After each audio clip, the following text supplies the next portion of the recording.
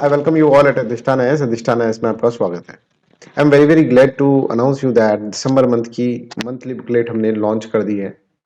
This booklet is specially design for the prelims 2024। इस booklet के अंदर बहुत सारे फीचर्स हैं, जैसे बहुत सारी टिप्स और ट्रिक्स भी इस बुकलेट के अंदर दे रखी है। इन्हीं फीचरों में से एक फीचर है कि हमने इस बुकलेट के जो भी टॉपिक्स हैं उसके ऊपर वीडियोस बनाए गए हैं, ठीक है, और उस वीडियो को कंपाइल करके हम आपको प्रेजेंट कर रहे हैं।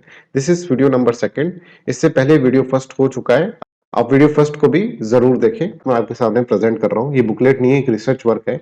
एक बुकलेट है 360 degree complete coverage of December current affairs. अधिष्ठान आईएएस ने फाइनली ये बुकलेट लॉन्च कर दी है, तो आप इस बुकलेट को एंजॉय कर सकते हैं। ये बुकलेट आज शाम तक अपलोड हो जाएगी वेबसाइट के ऊपर। वेबसाइट का लिंक आपको डिस्क्रिप्शन में दे रखा है, और टेलीग्राम पे भी मैं इसका पर्टिकुलर लिंक भेज दूंगा कि इसके अंदर कहां पर आपको ये मिलेगा, ठीक है।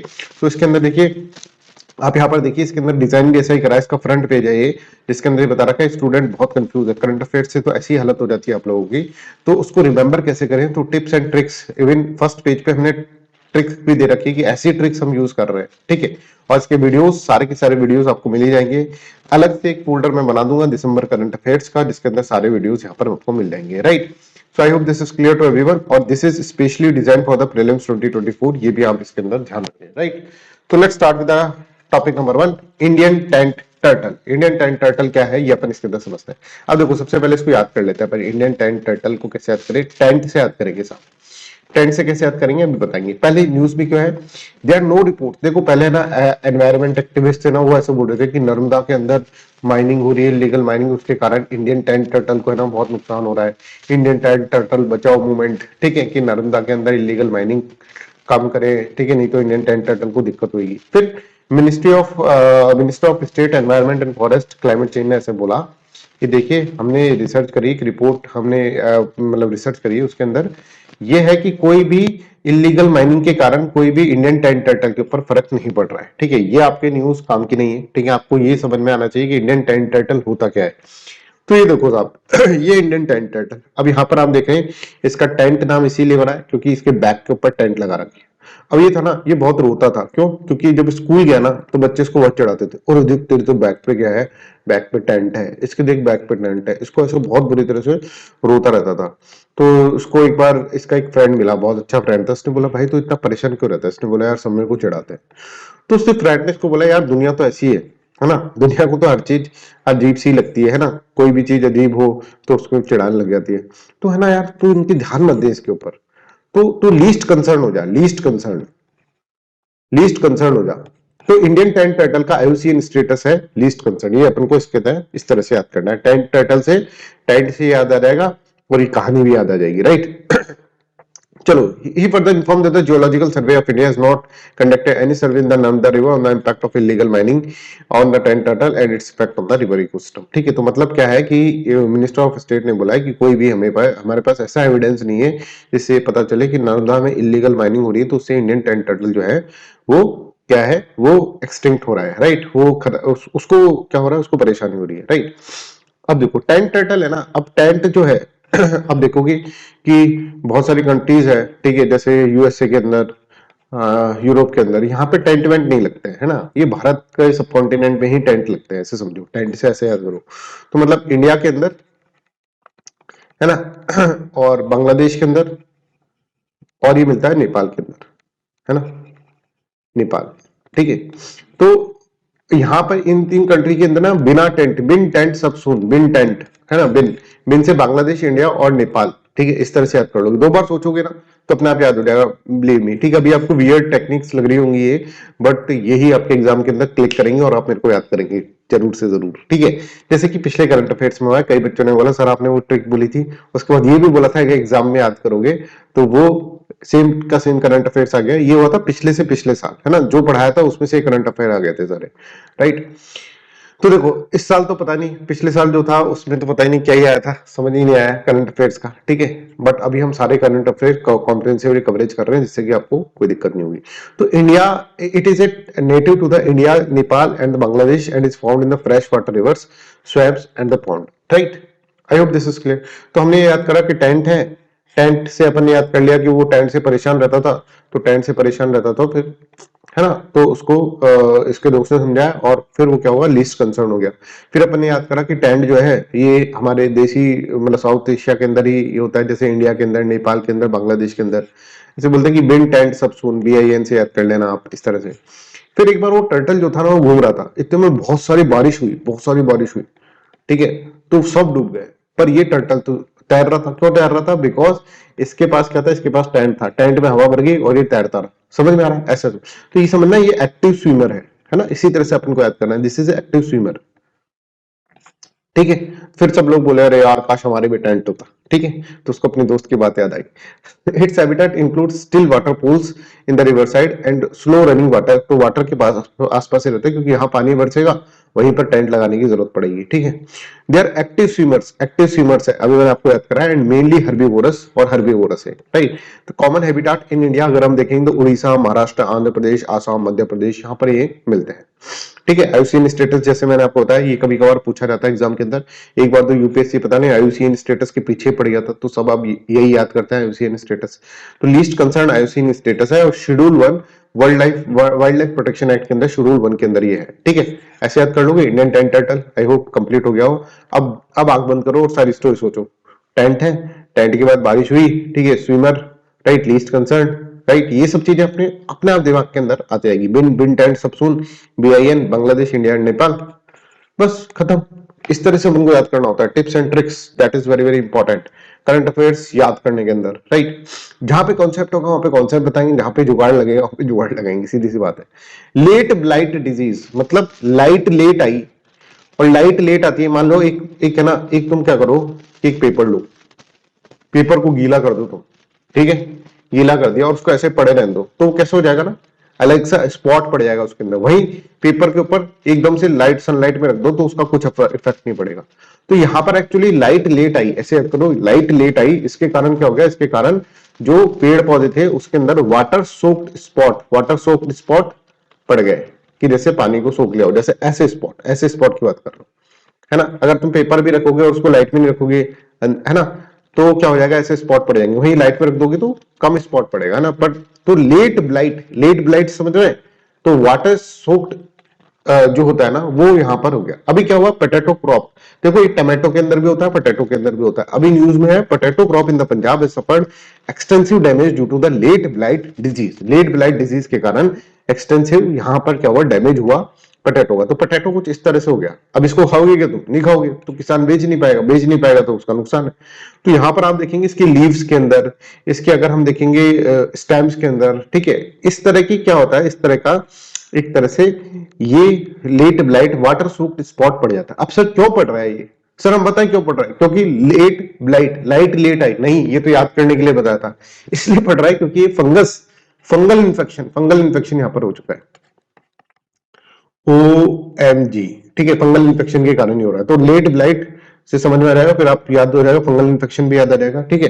तो देखो, fungal disease cause by the fungus Phytophthora infestans, ठीक है, ये याद करने की कुछ जरूरत नहीं है, ठीक है। ये बस ये याद रखो कि ये फंगल डिजीज है, फंगस के कारण ये हो रहा है। और ये लीव्स के अंदर होता है, स्टेम्स के अंदर होता है, tubers of the crops. Tubers मतलब ये होता है ना, पोटैटो अगर आपने देखा हो, ओरिजिनल पोटैटो देखना हो, यहाँ पे बर्ड्स निकली होती है उसके, ऑक्सिलरी बर्ड्स। सर यहाँ तो समझ में नहीं आ रहा, तो ये देख लो, ये देखो, ये तो देखा ही होगा, है ना। नहीं सर हम तो पोटैटो खाते ही नहीं है, तो देखा तो होगा, देखने की बोल रहा हूं मैं, राइट। तो लीव्स, स्टेम्स और ट्यूबर्स ऑफ द क्रॉप के अंदर ये होता है, क्या होता है, वाटर सोक्ड स्पॉट्स आ जाते हैं, appears on the leaves, which then increase in the size. फिर धीरे धीरे साइज इंक्रीज होता रहता है, और फिर तुम कहते हैं अरे भैया सारे आलू खराब है आपके, तो है ना। तो बोलेगा अरे मैडम क्या करें, लेट ब्लाइट डिजीज के अंदर लग गई है, ठीक है। Finally turn black, infested tubers and the infected soil. ये ट्यूबर्स होता है इन्फेक्टेड, और इन्फेक्टेड सॉइल जो होती है ना, ये प्राइमरी सोर्स ऑफ इन्फेक्शन होता है। Airborne infection is also caused by the spongia, ठीक है। एयरबॉर्न इन्फेक्शन भी होता है, एक आलू में इन्फेक्शन हुआ दूसरे में भी हो जाएगा एयर के कारण, ठीक है। I hope this is clear to everyone. Late blight disease कैसे लोगों को, लाइट लेट आई, फिर उससे वाटर सॉफ्ट स्पॉट आ जाएगी, वाटर सॉफ्ट स्पॉट्स के बाद फिर फंगस याद आ जाएगा तुम्हें, ठीक है। ऐसे ही सीरीज में याद आएगा। देखो बहुत ही साइंटिफिकली डिजाइन करे गए हैं करंट अफेयर्स। बट अगर तुमको ऐसे लगेगा कि अरे नहीं सर हम तो यूपीएससी की प्रिपरेशन कर रहे हैं, सर बच्चों की तरह क्यों पढ़ा रहे हो, इसलिए पढ़ा रहे हैं क्योंकि हम सब बच्चे ही हैं, ठीक है। हमें याद करना है ना। याद करना है, ट्रिक्स और ट्रिक्स, नहीं तो पागल जैसी हालत हो जाएगी, क्या करें क्या नहीं करें, ठीक है, पढ़ोगे फिर भूलोगे, इससे बढ़िया ट्रिक्स को याद कर लो और उससे अपन चीजें याद कर लेंगे, है ना। इसके साथ साथ कॉन्सेप्ट भी आपको बताए जा रहे हैं। Sovereign gold bond scheme, sovereign gold bond scheme क्या है, देखो बॉन्ड, गोल्ड का बॉन्ड अब ये क्या है, बॉन्ड समझो, पहले बॉन्ड क्या होता है ना, बॉन्ड होता है एक, जैसे मैंने एक पीस ऑफ पेपर है, उसके अंदर मैंने कहा कि देखो भाई 100 रुपए मैं तुमको दूंगा, है ना, नहीं ये बॉन्ड में ये 100 रुपए का बॉन्ड है ना, 100 रुपए दे नहीं रहा, 100 रुपए तो लूंगा इससे, है ना, 100 रुपए का बॉन्ड है, कोई मेरे को 100 रुपए दे दो, रेट ऑफ इंटरेस्ट की 10% है और टाइम इसका 1 ईयर है, 1 साल के अंदर अगर कोई मेरे को 100 रुपए दे देगा अभी, तो मैं उसको 110 रुपए पकड़ा दूंगा, ठीक है, इसका मतलब ये होता है 1 साल बाद, ठीक है, अभी कोई मेरे को 100 रुपए दे और ये बॉन्ड रख ले और फिर 1 साल बाद आना मेरे को बॉन्ड दिखाना, भाई देख तूने बॉन्ड दिया था ये, तो मैं तुमको 110 रुपए दे दूंगा, this is known as bond, है ना। अब ये बॉन्ड वाला कॉन्सेप्ट समझ में आ गया। गवर्नमेंट ऑफ इंडिया भी बॉन्ड निकालती है, सारी गवर्नमेंट्स बॉन्ड निकालती है, जिनको सोवरेन बॉन्ड्स बोलते हैं, सोवरेन बॉन्ड्स, ठीक है, सोवरेन वर्ड का भी मतलब समझ में आ गया। प्राइवेट कंपनीज भी निकालती है, जिसको प्राइवेट कंपनीज जो है उसको सोवरेन बॉन्ड नहीं बोलते, because private companies are not sovereign, ठीक है, सोवरेन जो है वो इंडिया ही है, मतलब कंट्री होती है, राइट।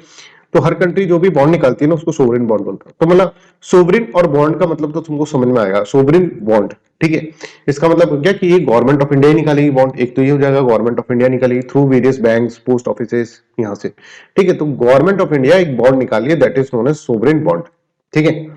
अब गोल्ड क्या है अब यहाँ पर बहुत मस्त चीज है, गोल्ड से है ना, अब भारतीयों को तो बहुत पोजेशन है, ठीक है, मतलब पजेसिव हो जाते हैं गोल्ड से, है ना, पिताजी शादी के अंदर गोल्ड देते हैं भर भर के, ठीक है, तो वो एक तरह से बेटियां रखती हैं अपने पास, राइट, और आप देखेंगे Indian ladies are very very obsessed with the gold, right.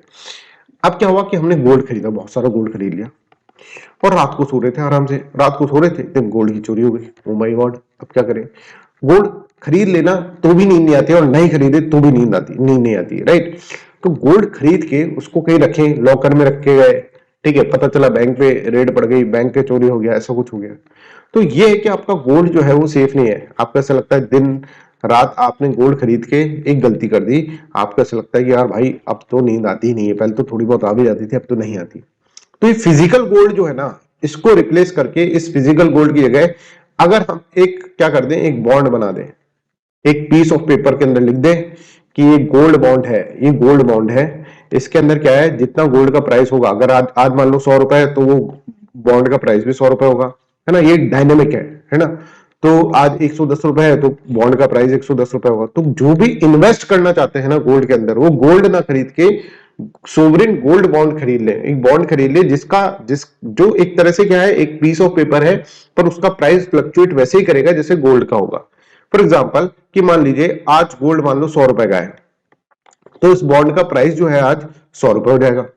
कल मान लो 120 रुपए का हो गया, तो इस बॉन्ड का प्राइस जो होगा वो 120 रुपए का हो जाएगा। कल मान लो 200 रुपए का हो गया, तो 200 रुपए इस बॉन्ड का प्राइस हो जाएगा। तो इस बॉन्ड का प्राइस फ्लक्चुएट हो रहा है किसके किसके प्राइस से, अगर आप देखेंगे तो गोल्ड के प्राइस से, this is gold denominated bond. Okay sir, अब समझ में आ गया, दो गोल्ड डिनोमिनेटेड बॉन्ड है, बट आप यहां पर देखो, यहां पर फिजिकल गोल्ड आपको नहीं खरीदना पड़ रहा, आप यहां पर सिर्फ बॉन्ड खरीदेंगे जिसमें आपका नाम लिख रखा होगा, ये लिख रखा होगा कि ये गोल्ड बॉन्ड है, गोल्ड का प्राइस जो होगा, आज का जो प्राइस होगा वो आपको मिल जाएगा, ठीक है, इस तरह से आप यहां पर इसके अंदर देखते हैं, राइट। तो यहां पर देखो, और ये कौन कर रहा है, सोवरेन है, सोवरेन का मतलब गवर्नमेंट ऑफ इंडिया करते हैं। तो government of India announce to bring series third of the gold bond scheme to 23-24 के अंदर, इसने बहुत सारे बॉन्ड्स निकाले हैं, ठीक है, गोल्ड बॉन्ड्स निकाले हैं अभी।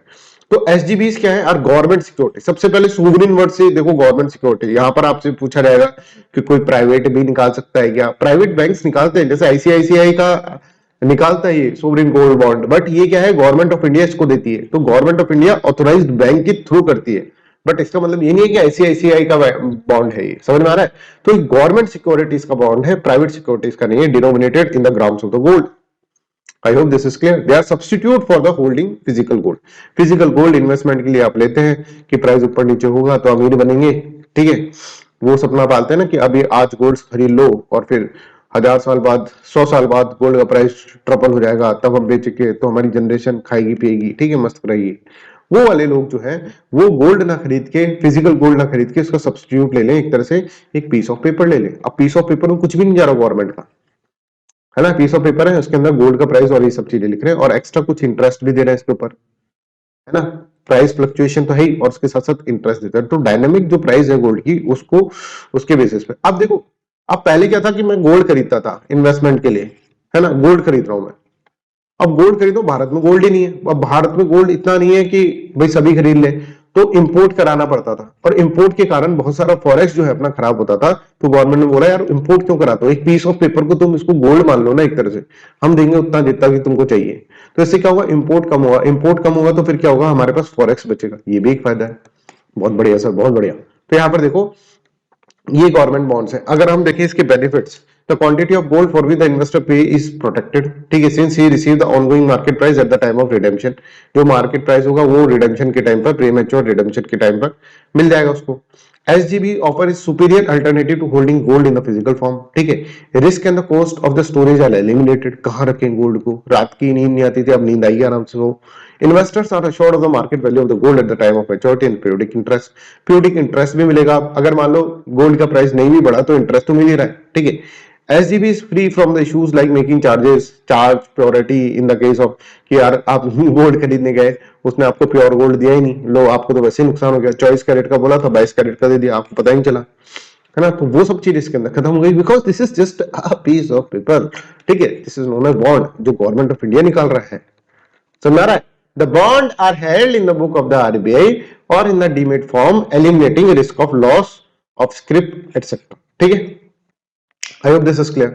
अच्छा सर, तो कौन खरीद सकता है? सर मैं पाकिस्तानी हूं, मैं खरीद लूं क्या? नहीं भाई, पाकिस्तानी नहीं खरीद सकते इसको। देखो, person resident in India as defined under the foreign exchange management act 1999 are eligible to invest in the sovereign gold bond, ठीक है। जो रिसाइड कर रहे हैं इंडिया, रेसिडेंट है इंडिया का, वो इसके अंदर है, राइट। तो एलिजिबल इन्वेस्टर इंक्लूड्स इंडिविजुअल, है ना, HUFs, ठीक है, Hindu undivided families, trust, universities, charitable institutions, ये सब इसको खरीद सकते हैं। तो आपसे पूछा जा सकता है कि इंडिविजुअल ओनली लगा दे, एलिजिबल इन्वेस्टर इंडिविजुअल ओनली, तो नहीं होगा, ठीक है। Individual investor with the subsequent change in the residential status from the resident to the non residence में continue to hold the gold SGB still their redemption, ठीक है। मान लो मैं पहले इंडिया में रह रहा हूँ, ठीक है, इंडिया का रेजिडेंट हूँ, राइट। अब मैं पाकिस्तान में जाकर रहने लग गया, तो भाई क्या मेरा गोल्ड बॉन्ड नहीं, जितना तूने खरीदा है ना उतने का तो तुमको रिडेम्पशन मिल जाएगा, ठीक है। मतलब रिडेम्पशन के टाइम पर, मैच्योरिटी के टाइम पे उतना गोल्ड मिल जाएगा, वो मतलब तुम्हारा वैलिड रहेगा, है ना। ऐसे नहीं कि यहाँ पे रहते हुए नया गोल्ड नहीं खरीद पाओगे फिर तुम, ठीक है, गोल्ड बॉन्ड, है ना। तो I hope this is clear. Other factor, joint holding is allowed, कि भाई मैं और मेरा भाई दोनों मिलकर खरीदना चाहते हैं तो joint holding is allowed, yes this is allowed. Minor can invest in the SGBs on the behalf of the minor, has to be made by his her guardian, ठीक है। माइनर मेरा बच्चा है 1.5 साल का, ठीक है, क्या वो गोल्ड बॉन्ड ले सकता है? हाँ भाई ले सकता है। मिनिमम इन्वेस्टमेंट कितना कर सकते हैं? द बॉन्ड शुड बी 1 ग्राम, 1 ग्राम हो सकता है, with in maximum limit of subscription of 4 kg for individual, 4 kg for individual, है ना। 4 kg फॉर, इससे ज्यादा नहीं खरीद सकते हिंदू अनडिवाइडेड फैमिली, और 20 kg फॉर ट्रस्ट। अब देखो ये माइन्यूट डिटेल्स है, ये आपको किसी भी करंट अफेयर की बुकलेट में नहीं मिलेगी, बट क्योंकि मैंने RBI की वेबसाइट पे गया और RBI की वेबसाइट से ये सब छापा है, ठीक है, तो इसलिए ये मोस्ट ऑथेंटिक सोर्स है, ध्यान रखिएगा। SGBs are eligible to be used as collateral for the loans from the bank, ठीक है, बैंक से, ठीक है। साहब हमें लोन चाहिए, बैंक में बोला अच्छा लोन चाहिए, क्या है तुम्हारे पास? बोले हमारे पास, तुम्हारे पास कोई लैंड है, लैंड का टुकड़ा है गिरवी रखने के लिए? तो बोले कि नहीं नहीं लैंड का टुकड़ा तो नहीं है। तो बोले बिना गिरवी रखे तो नहीं ले सकते। अच्छा तुम्हारे पास घोड़ी गाड़ा, कोई घोड़ा गाड़ी है? तो बोले कि गाड़ी भी नहीं है साहब, गाड़ी भी नहीं है गिरवी रखने के लिए। बोले क्या है तुम्हारे पास? हमारे पास सोवरेन गोल्ड बॉन्ड है। सर बॉन्ड है ये, बॉन्ड इसको रख लो आप और हमें दो पैसा। तो बैंक आपको एक तो क्या करेगा, एक तो सलूट मारेगा कि यार तू तो बिल्कुल अपडेट रहता है, ठीक है। लोग बाग तो लैंड को कोलेटरल की तरह, गिरवी की तरह रखते हैं, गाड़ियों को रखते हैं, या फिर क्या करते हैं सोने को रखते हैं, तो गोल्ड बॉन्ड लेकर आया, वाह यार, ठीक है। तो ले 1% इंटरेस्ट रेट तुम्हारा कम कर देंगे, ठीक है। मजाक कर रहे हैं, ऐसा नहीं होता है। मतलब ये SGBs are eligible to be used as the collateral for the banks, for loans from the banks, financial institution, NBFCs, इन सब के लिए कोलेटरल की तरह काम आता है। Tenure of bond is 8 years, 8 साल का टेन्योर होता है। अर्ली एनकैशमेंट रिडेम्पशन और the bond is allowed after 5th year. मतलब तुमने एक बार SGB खरीद लिया ना, तो है ना, SGB खरीद लिया तो 8 साल बाद आप निकलवाए, उसका टेन्योर 8 साल का होता है, पर तुम बीच में भी निकाल सकते हो। आफ्टर 5th ईयर तुम निकाल सकते हो from the date of issuance of the coupon payment dates, ठीक है। तो यहां पर आप आफ्टर 5 years भी आप निकाल सकते हैं, उसको प्री मैच्योर रिडेम्पशन बोल देंगे, प्री मैच्योर मैच्योरिटी बोल देंगे, ठीक है। चलो नेक्स्ट इज हेमोफीलिया। हेमोफीलिया क्या है ये अपन इसके अंदर समझते हैं। एक डिजीज है, खतरनाक डिजीज है, जो यहाँ पे प्रकृति देखो, प्रकृति थोड़ा सा यहाँ पर क्या करती है, डिस्क्रिमिनेशन करती है। लड़कों को होने वाली डिजीज, ज्यादातर लड़कों को होती है ये डिजीज, ठीक है। क्यों होती है इसका पूरा पूरा रीजन, पूरा पूरा कॉन्सेप्चुअल अंडरस्टैंडिंग में आपको कराऊंगा। पहले इसमें haemophilia and health collective of the north, है ना, इन्होंने कोलैबोरेट करा है नेशनल हेल्थ मिशन से और representative from the 16 states to propose Indian guidelines बनाए, जिससे कि ट्रीटमेंट कर सके उन लोगों का जो कि हेमोफीलिया से ग्रसित लोग हैं, उनका ट्रीटमेंट करने के लिए। अब हेमोफीलिया होता क्या है ये अपन समझते हैं। तुम जा रहे थे, है ना, रास्ते में तुम्हारे क्या हुआ कि हाथ पे कट लग गया, ठीक है, अंगली पे कट लग गया। अब अंगली के कट लग गया तो खून बह रहा था, तुमने थोड़ी देर के लिए ऐसे दबा लिया, दबा लिया, खून बहना बंद हो गया, ठीक है। पर कुछ लोग होते हैं जिनके अगर कट लग जाता है तो कितना भी दबा लें खून बहना बंद ही नहीं हुआ। अच्छा, खून बहना बंद क्यों हो गया तुम्हारे अंदर? खून बहना बंद इसलिए हो गया बिकॉज तुम्हारी बॉडी के अंदर क्यों है, क्या है, क्लोटिंग फैक्टर्स है, clotting factors. This is very important concept, ये ध्यान रखना बिल्कुल। क्लोटिंग फैक्टर है। तो जनरली क्या होता है कि नॉर्मल सर्कमस्टांसेस के अंदर जिसको हेमोफीलिया नहीं होता उसके अंदर क्लोटिंग फैक्टर्स होते हैं। और क्लोटिंग फैक्टर्स क्या करते हैं, क्लोटिंग फैक्टर्स के अंदर क्लोटिंग फैक्टर मतलब क्या होता है कि इसका मतलब क्या होता है, ब्लड जो होता है वो कंबाइन कर जाता है प्लेटेलेट से। प्लेटेलेट्स होती है ना ब्लड के अंदर, प्लेटेलेट्स है, सॉरी, क्लोटिंग फैक्टर्स जो होते हैं, क्लोटिंग फैक्टर्स जो होते हैं वो प्लेटेलेट से कंबाइन कर जाते हैं, है ना। ब्लड ब्लड के अंदर ही प्लेटेलेट्स होती है, सब कुछ ब्लड के अंदर ही है, प्लेटेलेट्स, आरबीसीज, डब्ल्यूबीसीज, ये सब, ठीक है। तो क्लोटिंग फैक्टर जो है प्लेटेलेट से कंबाइन करेंगे और एक थक्का बना देती है, थक्का, थक्का समझ रहे हैं, क्लॉट, क्लॉट बना देती है, जिससे कि ब्लड बहना बंद हो जाता है। तो जैसे मेरे कट लगेगा ना तो क्लोटिंग फैक्टर मेरा काम में आ जाएगा, भाई मेरा काम पड़ गया। प्लेटेलेट से बोले भाई प्लेटेलेट कहाँ है, चला जाओ, दोनों मिल जाते हैं और मिलकर एक थक्का सा बना लेते हैं, that is known as clot, है ना, ब्लड क्लॉट। ब्लड क्लॉट हो जाएगा और ब्लड क्लॉट हो जाएगा तो वो ब्लड बहना बंद हो जाएगा। ये समझ में आ गया। तो clotting factor is required, clotting factor होने चाहिए बॉडी के अंदर। तो क्लोटिंग फैक्टर्स जो होते हैं ना, बहुत सारे क्लोटिंग फैक्टर्स होते हैं, मैं बताऊंगा अभी आपको। वो प्लेटेलेट से मिलकर क्या करते हैं, ब्लड का क्लॉट बना लेते हैं। तो यहां पर देखो क्लोटिंग एक्चुअली क्या है, देखो ये देखो, जैसे डैमेज हुआ, मेरे लग गई, कट लग गया, कट लग गया तो नॉर्मल आदमी हो गया, उसका तो क्लॉट बन गया, ये देखो क्लॉट बन गया। पर जो हीमोफीलिया से ग्रसित है ना उसके अंदर क्लोटिंग फैक्टर नहीं होते, due to absence of clotting factor. Clotting factor के एब्सेंस के कारण क्या होता है, उसका थक्का नहीं जमा, थक्का नहीं जमा तो ब्लड यहां से निकलता रहेगा। यहां पर तो थक्का जम गया है, क्लॉट बन गया है, ठीक है, यहां पर नहीं बना। क्यों? क्योंकि इसके अंदर हीमोफीलिया के अंदर क्या होता है कि क्लॉटिंग फैक्टर नहीं होता है। तो नॉर्मल आदमी के तो कट लगता है तो क्लॉट बन जाता है तो खून रुक जाता है। हीमोफीलिया वाला होता है उसके कट लगाना तो फिर भैया खून रुकेगा नहीं उसका, फिर तो वो ब्लीड ही करता रह जाएगा। और पूरे ऐसा भी हो सकता है कि छोटे से कट से पूरा खून शरीर से बाहर आ जाए, क्योंकि इसमें बन ही नहीं रहा है। तो देखो नॉर्मल ब्लड वेसल सेल है, इसके अंदर देखो अगर मान लो थोड़ा सा कट लगा तो यहाँ पे क्लॉट बन के हो गया काम, ठीक है, रुक गया खून। पर यहाँ पर अगर हेमरेज हुआ, ठीक है, हेमरेज हुआ अगर कट लगा यहाँ पर, तो हेमोफीलिया के अंदर क्या होता है, हेमोफीलिया के अंदर क्लॉटिंग एबिलिटी नहीं होती और यहाँ से खून बह ही रहा है। देखो यहाँ पर अभी देखो, यहाँ पर खून बह रहा है, यहाँ पे क्लॉट बनकर खून बंद हो गया। तो समझ में आ रहा है। तो हेमोफीलिया क्या है, इज ए रेयर, बहुत रेयर डिजीज है, जेनेटिक डिजीज, कंडीशन, डिसऑर्डर बोल सकते हैं, that hinders the blood ability to clot. Blood की एबिलिटी जो क्लॉट की करने की है वो उसको रोक देती है, leading to the prolonged bleeding. इससे ब्लीडिंग बहुत सारी इसके अंदर हो जाती है, ठीक है साहब, इतना समझ में आ रहा है। It is usually inherited and majority of individual affected are the male. क्यों साहब, ऐसा क्यों, ऐसा डिस्क्रिमिनेशन क्यों? क्योंकि ये एक्स वाई डिजीज है और एक्स वाई मेल ही होता है, ये मैं आपको एक्सप्लेन करता हूं, ठीक है। देखो two most common types of are haemophilia A, haemophilia B, ठीक है। ए किसके कारण होता है, जब क्लॉटिंग फैक्टर जो होता है ना 8, उसकी डेफिशिएंसी के कारण ए होता है। ए किसके डेफिशिएंसी के कारण होता है, जब क्लॉटिंग फैक्टर 8 नहीं होता है शरीर में, ठीक है। अब बताइए 8 का मतलब क्या है। और हेमोफीलिया बी क्यों होता है, बी जब होता है जब क्लॉटिंग फैक्टर 9 नहीं होता है। तो 9 को अगर तुम ऐसे कर दोगे, चलो फिर तो वो तो बी भी बन जाएगा, पर वो उल्टा भी बन जाएगा ना, तो ऐसे याद कर सकते हैं बी 9, है ना। अब ये समझो, देखो ये क्लॉटिंग फैक्टर है अपने बॉडी के अंदर, ठीक है।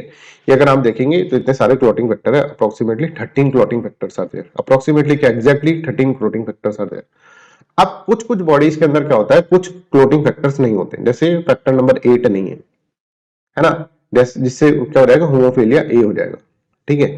फैक्टर नंबर 9 नहीं है तो उससे होमोफिलिया बी हो जाएगा। ठीक है, समझ में आ रहा है। तो क्लॉटिंग फैक्टर नहीं होने के कारण क्या है, ब्लड क्लॉट नहीं कर पाया, ब्लड क्लॉट नहीं कर पाया तो उसके कारण प्रॉब्लम हो गई, और इससे होमोफिलिया ए का डेफिशिएंसी ऑफ क्लॉटिंग फैक्टर 8 के कारण ए हो जाता है, बी जो होता है वो 9 के कारण होता है, 11 के कारण सी हो जाता है। ठीक है, पैरा हेमोफिलिया जो होता है, ठीक है, वो क्लॉटिंग फैक्टर जो होता है 5th के कारण होता है, और वॉन विल्ब्रेंड डिजीज जो है वो 8 और क्लॉटिंग फैक्टर आप देखें इसके अंदर, इसके कारण ये होता है VW। ठीक है ना।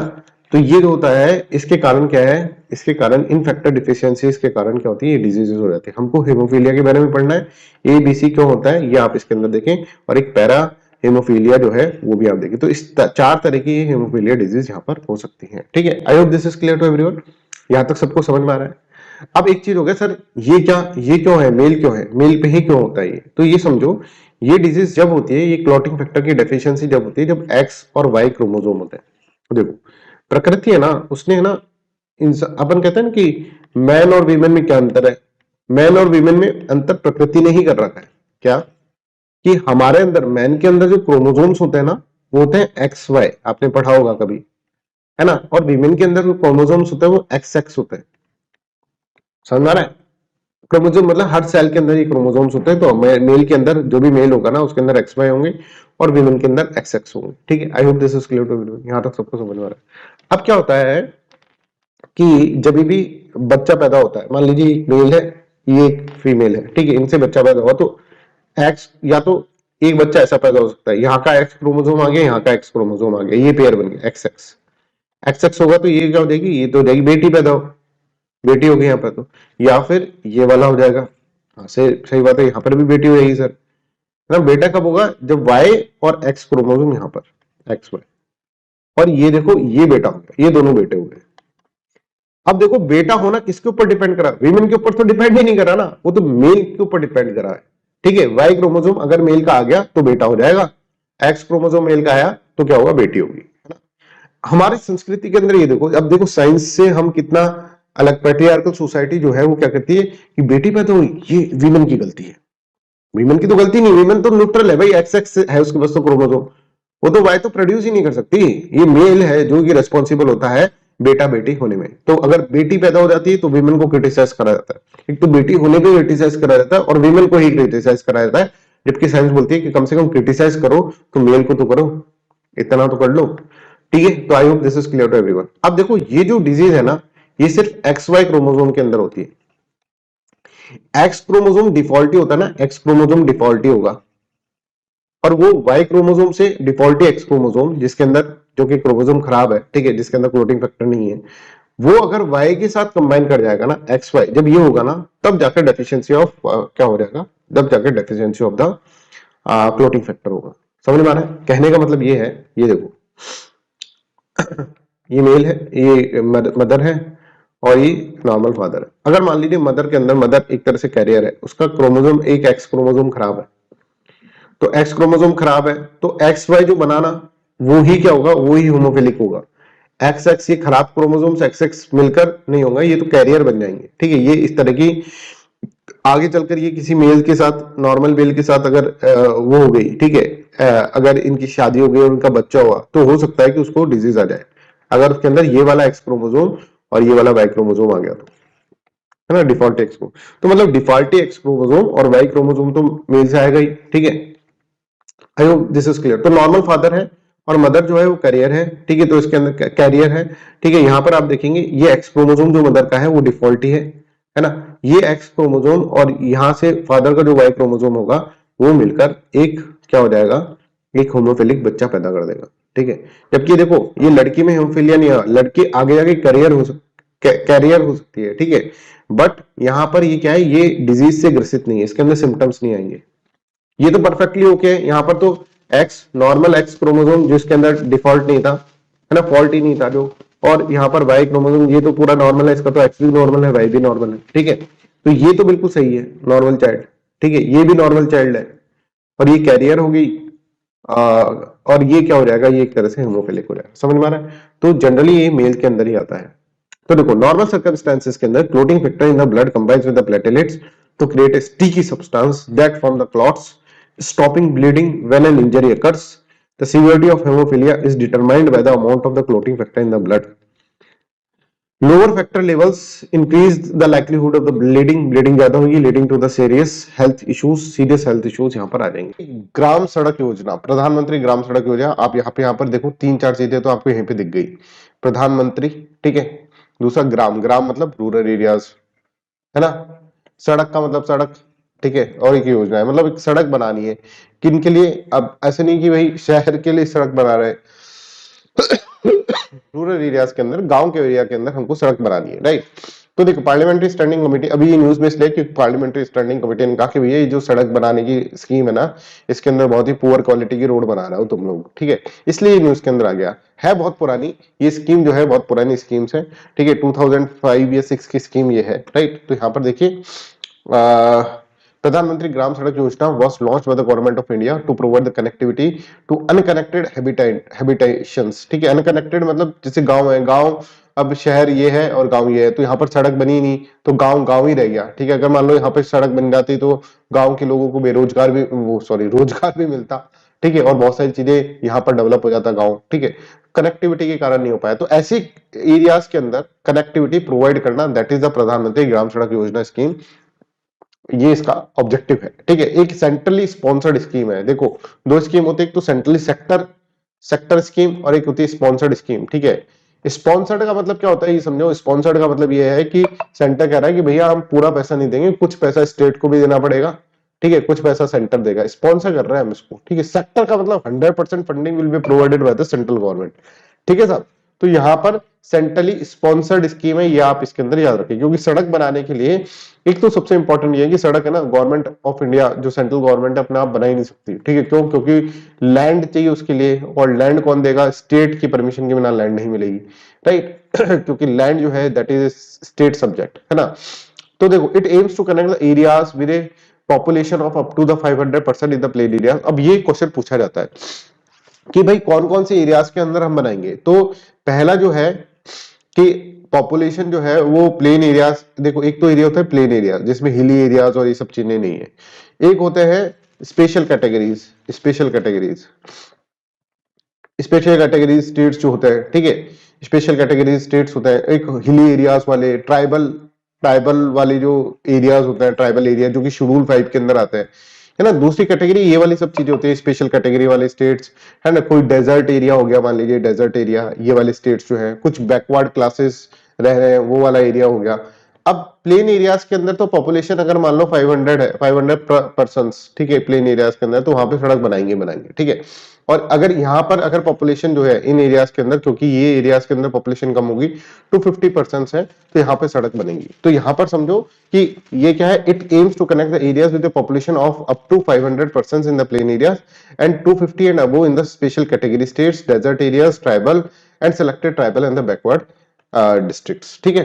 अब क्योंकि ये ग्राम है, तो ग्राम मतलब शहरों में सड़क नहीं बनाना है, रूरल एरियाज के अंदर सड़क बनाना है, तो it shall cover only the rural areas. ये भी एक क्वेश्चन आ जाता है, ओनली आते ही तुम्हारे हड़बड़ाहट ज्यादा हो जाती है, और ओनली आ गए तो हो सकता है गलत सही हो, बट यहाँ पर तो साफ साफ ग्राम लिख रखा है ना, तो rural areas only rural areas के अंदर है। अब जो चीज करंट अफेयर्स में नहीं है, ठीक है, जो आपके करंट अफेयर्स के अंदर नहीं दे रखी है, मतलब बुकलेट में तो दे रखी है जो अपनी बुकलेट है, पर दूसरी बुकलेट्स में नहीं दे रखी, वेबसाइट में दे रखी, वो यहाँ पर ये समझिए। Even in the rural areas प्रधानमंत्री ग्राम सड़क योजना, ये चीज जो है ना, ये वाली covers only the rural roads को ही कवर करती है। अब रूरल एरियाज के अंदर भी क्लासिफिकेशन है कि ये रोड जो है ना, रूरल एरियाज के अंदर रूरल रोड्स जो है ये कैटेगरी होती है। ओ माय गॉड, हाँ, सारी रोड्स रूरल रोड्स नहीं होती, गांव की एरिया की सारी रोड्स को रूरल रोड्स नहीं कहते। रूरल रोड्स जो होती है वो या तो ओडीआर होगी या फिर वीआर होगी, है ना। तो roads that were formerly classified, जो पहले अदर डिस्ट्रिक्ट रोड्स या फिर विलेज रोड्स बोलते थे, उनको बोलते हैं रूरल रोड्स। तो आपसे अलग से ये क्वेश्चन पूछा जा सकता है कि रूरल रोड्स क्या है, ऐसे भी क्वेश्चन पूछा जा सकता है। और ये पूछ लिया ना तो 99% लोग जो होंगे ना एस्पिरेंट्स, वो सब गए काम से। सिर्फ 1% ही कर पाएंगे आंसर, क्योंकि 1% जो कि इस वीडियो को देख रहे होंगे। रूरल रोड्स क्या होता है आज तक समझा है आपने कभी? रूरल रोड्स ये नहीं है जो कि रूरल एरियाज के अंदर है। रूरल रोड्स वो रोड्स हैं जो कि इन कैटेगरीज के अंदर पहले क्लासिफाई करा जाता था, अदर डिस्ट्रिक्ट रोड और द विलेज रोड। और ये क्या होता है अदर डिस्ट्रिक्ट रोड और विलेज रोड, यहां पर मैंने आपके लिए लिख दिया है। देखिए अदर डिस्ट्रिक्ट रोड्स क्या है, road serving rural areas of production and providing them with the outlet to the market centre. ठीक है, मार्केट सेंटर तक, मतलब जहां पर प्रोडक्शन हो रहा है, यहाँ पे प्रोडक्शन हो रहा है, मतलब विलेज पूरा, ये पूरा विलेज है, विलेज के इस एरिया के अंदर प्रोडक्शन हो रहा है, तो यहां से मार्केट जो कनेक्टिविटी वाली रोड होगी उसको अपन बोल रहे हैं अदर डिस्ट्रिक्ट रोड। ठीक है, to market centres, taluk, headquarters, block headquarters. तो यहाँ पे और भी रोड होगी इस विलेज के अंदर, वो ओडीआर नहीं है, वो रूरल रोड्स नहीं है, ये वाली जो रोड है वो रूरल रोड है। दूसरा, village roads are the road connecting villages, habitations और group of habitation with each other and to the nearest road of the highest category. ये विलेज रोड्स होती है, जो ऐसी रोड जहां पे हैबिटेशन ज्यादा है। तो हर रोड को आप रूरल रोड नहीं कहेंगे, जो कि अदर डिस्ट्रिक्ट रोड्स हैं और विलेज रोड्स हैं, वो ही रूरल रोड्स होती है। समझ में आ गया, ये समझ में आ गया। Major district roads, state highways, national highways can not be covered under Pradhan Mantri Gram Sadak Yojana. आप देखो major district roads, state highways और नेशनल हाईवेज जो है कि भाई एनएच बना रहे हो आप, तो वो प्रधानमंत्री ग्राम सड़क योजना के अंदर नहीं बनता है। प्रधानमंत्री ग्राम सड़क योजना के अंदर गरीबों के लिए रोड बनती है सबसे पहले, और गरीब कोई नेशनल हाईवे पे से कोई मतलब नहीं रहेगा उसको। जो जहां पर प्रोडक्शन हो रहा है विलेज के अंदर, जहां प्रोडक्शन हो रहा है और उससे मार्केट की दूरी कितनी है वो नापो और रोड खींच दो, that is the rural roads. इसके लिए प्रधानमंत्री ग्राम सड़क योजना है। ठीक है, अब ये सब चीजें नहीं दे रखी बुकलेट्स के अंदर, ठीक है, अपनी बुकलेट में है, प्लस अपने वीडियो के अंदर आपको समझ में भी आ गई ये चीजें। तो ये इसलिए इंपॉर्टेंट है, बुकलेट पढ़ना, वीडियो पढ़ना, वीडियो देखना सबसे पहले, वीडियो के साथ साथ आप फिर पीडीएफ देखना इसकी, है ना, पीडीएफ में आपको प्रोवाइड कर देता हूँ उसके मैंने ग्रुप में, उसके बाद फिर बुकलेट पढ़ लेना, बिल्कुल क्लिस्टर क्लियर, कोई भी दिक्कत आपको आएगी नहीं। Next is Kuril islands. Kuril islands अभी वापस न्यूज में आ गया, वापस क्यों बोल रहा हूँ, क्योंकि ये हमेशा न्यूज में रहता है। ठीक है, क्यों न्यूज में आ गया कुरिल आइलैंड, बिकॉज यहाँ पर आप देखेंगे तो अभी अर्थक्वेक हुआ था, अर्थक्वेक आया 6.3 मैग्नीट्यूड का, है ना, आपने सुना होगा ना, जापान पे अर्थक्वेक आया, दिसंबर की न्यूज है ये, जापान में आया, सुनामी के चांसेस बढ़ गए, ठीक है, ऐसा कुछ था। तो कुरिल आइलैंड के ऊपर वो सेंटर था कुरिल आइलैंड, वहां पर क्या था कि वहां पर एक तरह से पैसिफिक रिंग ऑफ फायर में है ये, तो यहाँ पर अर्थक्वेक आते रहते हैं, हिलता ही रहता है जापान, क्योंकि जापान जो है ना, दो प्लेट्स भिड़ रही हैं आपस के अंदर, ठीक है, और वो एक दूसरे के अंदर घुस रही है और उसके ऊपर जापान खड़ा है, तो ऑब्वियसली वो तो हिलेगा ही, तो उसमें अर्थक्वेक आता रहता है, कोई बड़ी बात नहीं यहाँ पर कुरिल आइलैंड्स जो है वो न्यूज में आ गए। कुरिल आइलैंड्स काफी न्यूज के अंदर रहते हैं, राइट। अब देखो ये क्या है, ये आइलैंड कैसे है, ठीक है, इसको कैसे याद करोगे, देखो ऐसे याद करो, एक था, एक पर्सन था, उसका नाम था कुरिल, एक बच्चा था कुरिल, ऐसे ना कुरीति, कु आ जाता है जो मतलब गलत इंसान है ना, कुसंगति ऐसे समझते हो ना, वैसे कुरिल याद करो, है ना। एक उसका नाम ही था कुरिल, वो मतलब खराब आदमी था, वो खराब लड़का था, है ना, टीनेजर था। वो क्या था, ये हुक्का पीने लग गया, वो हुक्का पी पी के ऐसे पड़ा रहता था वो, है ना। तो एक बार है ना वो ज्यादा कॉन्फिडेंस में आ गया, है ना, और उसने वो अपनी मम्मी के पास गया, मम्मी से बोला मम्मी हुक्का दो, और मम्मी से बोल दिया, इंडियन मॉम से बोल दिया हुक्का दो, तो मम्मी ने उसको चटाक चटाक थप्पड़ पड़ा उसके, बिल्कुल सही हो गया, फिर वो चटाक थप्पड़ पड़ा, हुक्का और चटाक ये याद हो जाएगा कुरिल से, है ना। अब यहाँ पे देखो कुरिल आइलैंड को अगर आप देखेंगे ना, तो स्ट्रेच फ्रॉम जापानीज हुकाइडो, है ना, हुक्का दो, है ना, to the southern tip of the Russia Kamchatka plateau peninsula.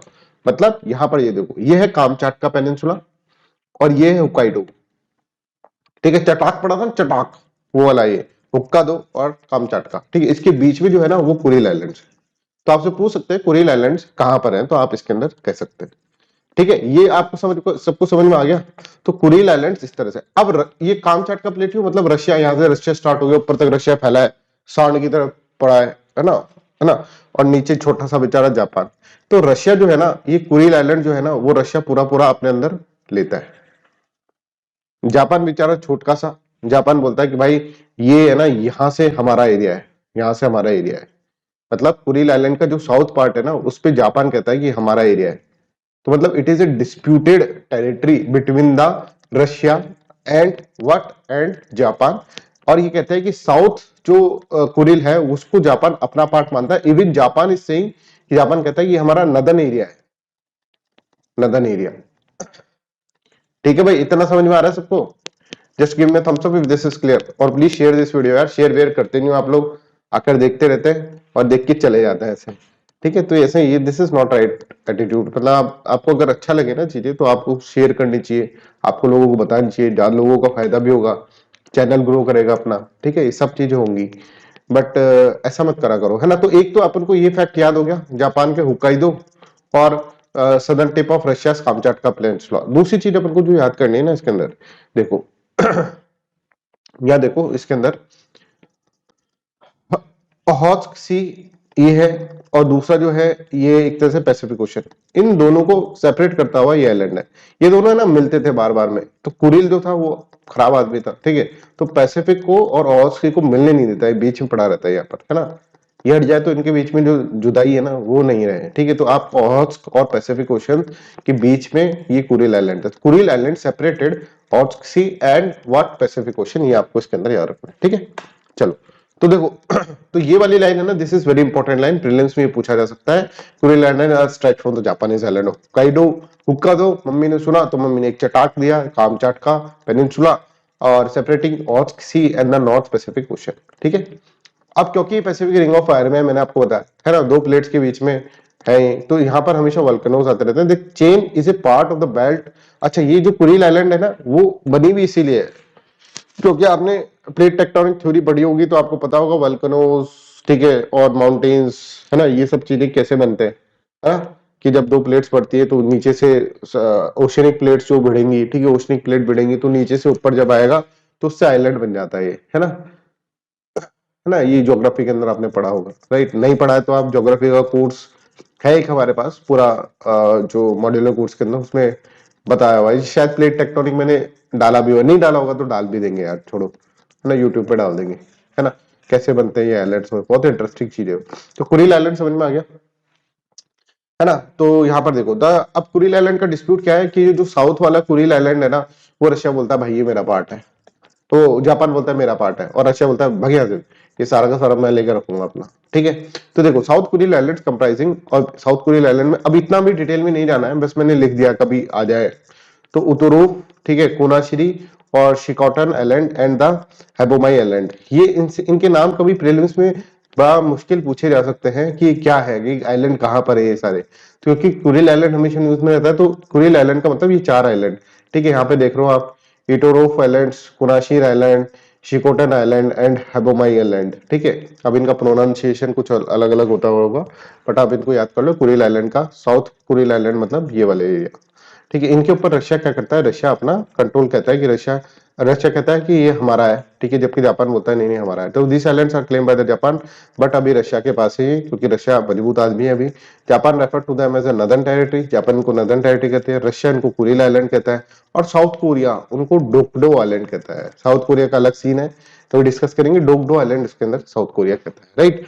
तो पूछा जा सकता है कुरिल आइलैंड के अलग अलग नाम है। अब जापान क्यों अपनी इसके ऊपर बोलता है कि ये हमारा है, क्योंकि जापान जो है ना, कहा है कि भाई देखो बहुत सारी ट्रीटी हो चुकी है, जैसे सिमोदा ट्रीटी, अब इन ट्रीटी के बीच में जाने की जरूरत नहीं, अंदर जाने की नहीं जरूरत नहीं है।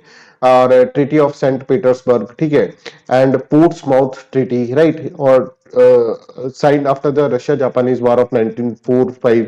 इसके अंदर जापान जो है वो ये बोलता है कि जापान बोलता है कि ये हमारा पार्ट हो चुका था, ठीक है, हमको ये दे चुके थे इन ट्रीटीज के अंदर।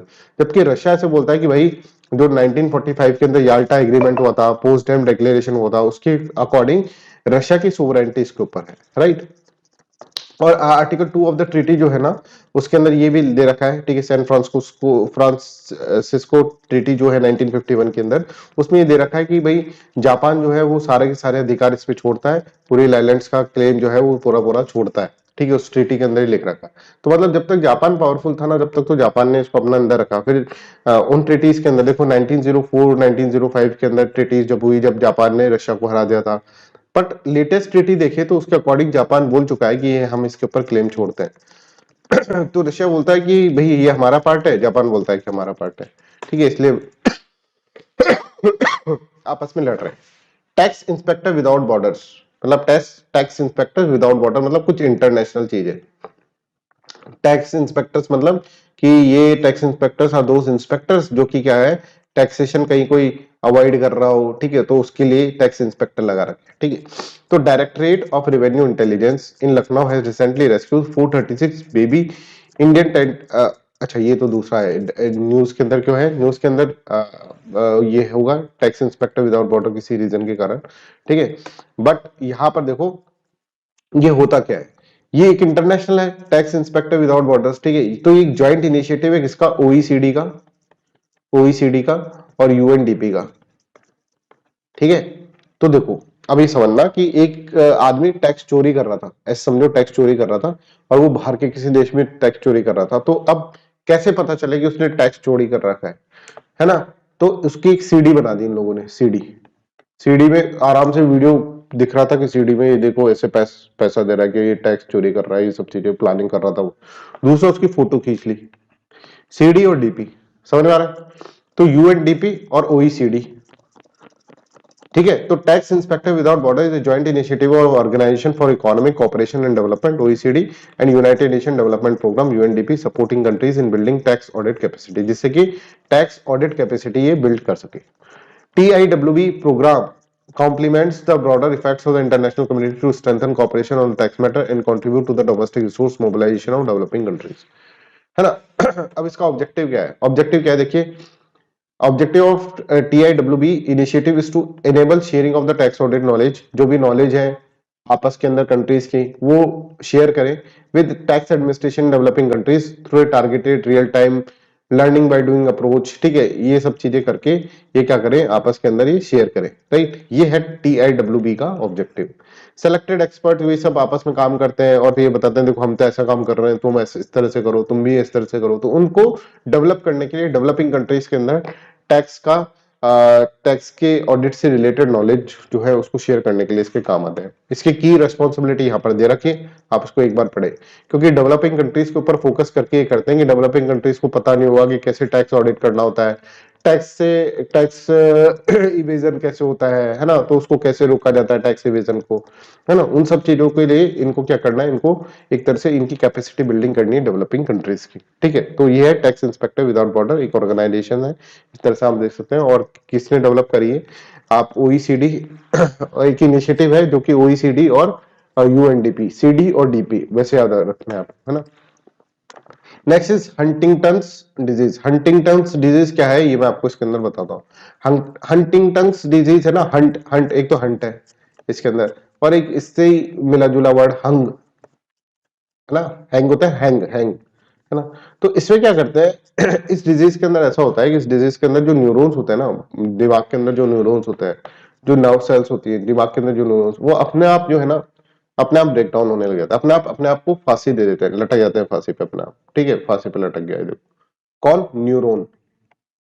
ऐसे आपको याद रखना है ना, इसको इस ट्रिक से आपको याद रखना है। तो research paper publish in the scientific report journal has provided important information on Huntington's disease using fruit flies, ठीक है। तो इसके बारे में कुछ इंफॉर्मेशन यहाँ पे दी है हमारे लिए। तो हंटिंगटन्स डिजीज जो है, HT डिजीज हम इसको बोले, तो ये डिजीज बहुत इंपॉर्टेंट हो गई। तो ये डिजीज अगर हम देखें is an inherited disorder, inherited disorder मतलब जेनेटिक है इसमें, मतलब जेनेटिक है मतलब कि क्या है कि स्टार्टिंग से बच्चे के अंदर होगा, right. That cause nerve cells और neurons in the part of the brain to gradually break down and die, अपने आप वो मरते रहते हैं, ब्रेक डाउन होते रहते हैं और मरते रहते हैं, ठीक है। The disease attacks areas of the brain that help to control the voluntary movements as well as other areas. जो वॉलंटरी मूवमेंट्स होते हैं ना, वॉलंटरी मूवमेंट्स जो इंटेंशनल मूवमेंट्स होते हैं, वॉलंटरी मूवमेंट्स जो होते हैं ब्रेन जो जिसके अंदर, तो वो चीज नहीं हो पाती क्योंकि न्यूरॉन्स तो मर ही गए, न्यूरॉन्स अपने आप को फांसी लगा के मर जाते हैं, है ना। हंटिंगटन्स डिजीज इस तरह से आपको याद करना है, राइट। कॉज क्या है, जेनेटिक चेंज हो जाए, म्यूटेशन होता है किसके अंदर, STT genes causes Huntington disease, ठीक है। म्यूटेशन हो गया, जेनेटिक चेंज हो गया, जीन्स जो है वो बराबर नहीं आए, ठीक है। थोड़ी इनस्टेबिलिटी हो गई जीन्स के अंदर जेनेटिक चेंज के कारण, है ना। म्यूटेशन हो गया जीन्स के अंदर तो उसके कारण ये डिजीज होती है। STT genes makes a protein called the Huntington. Huntington जो है वो प्रोटीन ये बनाता है एसटीटी जीन्स, ठीक है।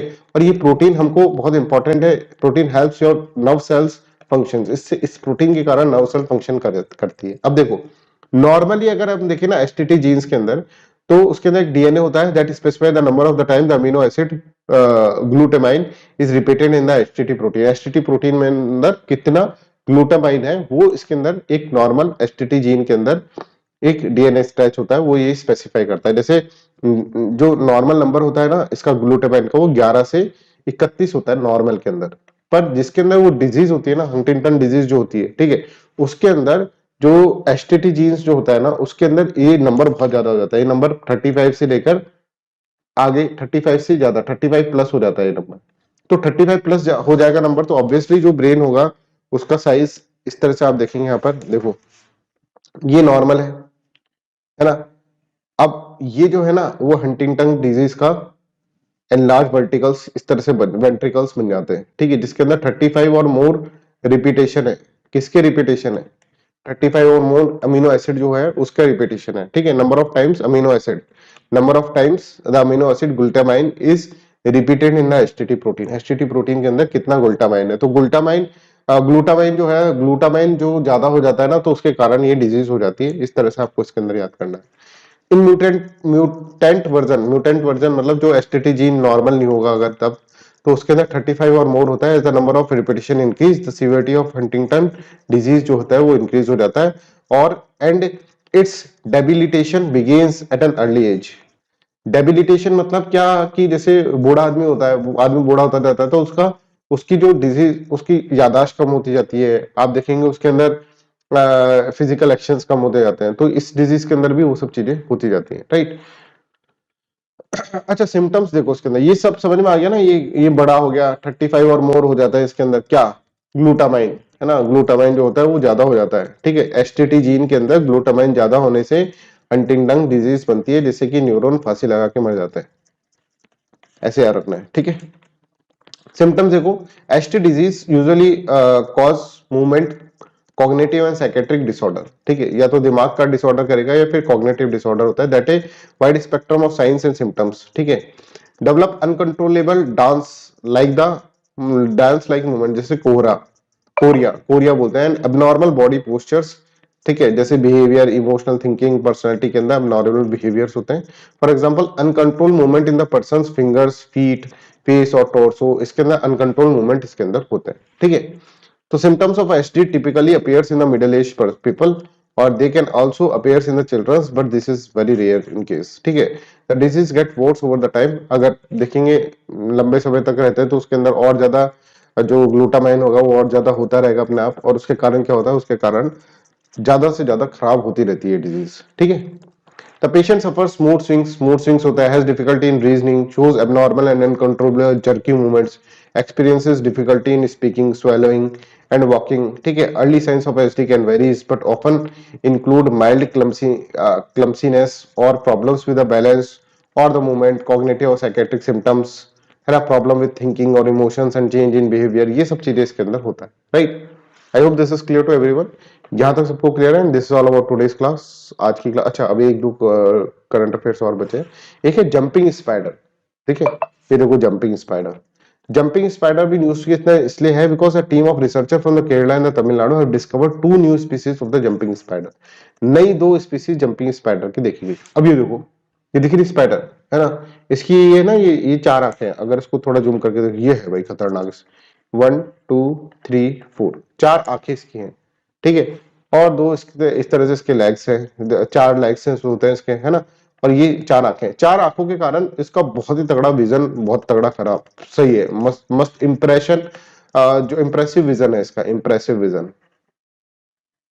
ठीक है। अच्छा, ये जंपिंग स्पाइडर क्यों है? क्योंकि जंप कर सकती है ना।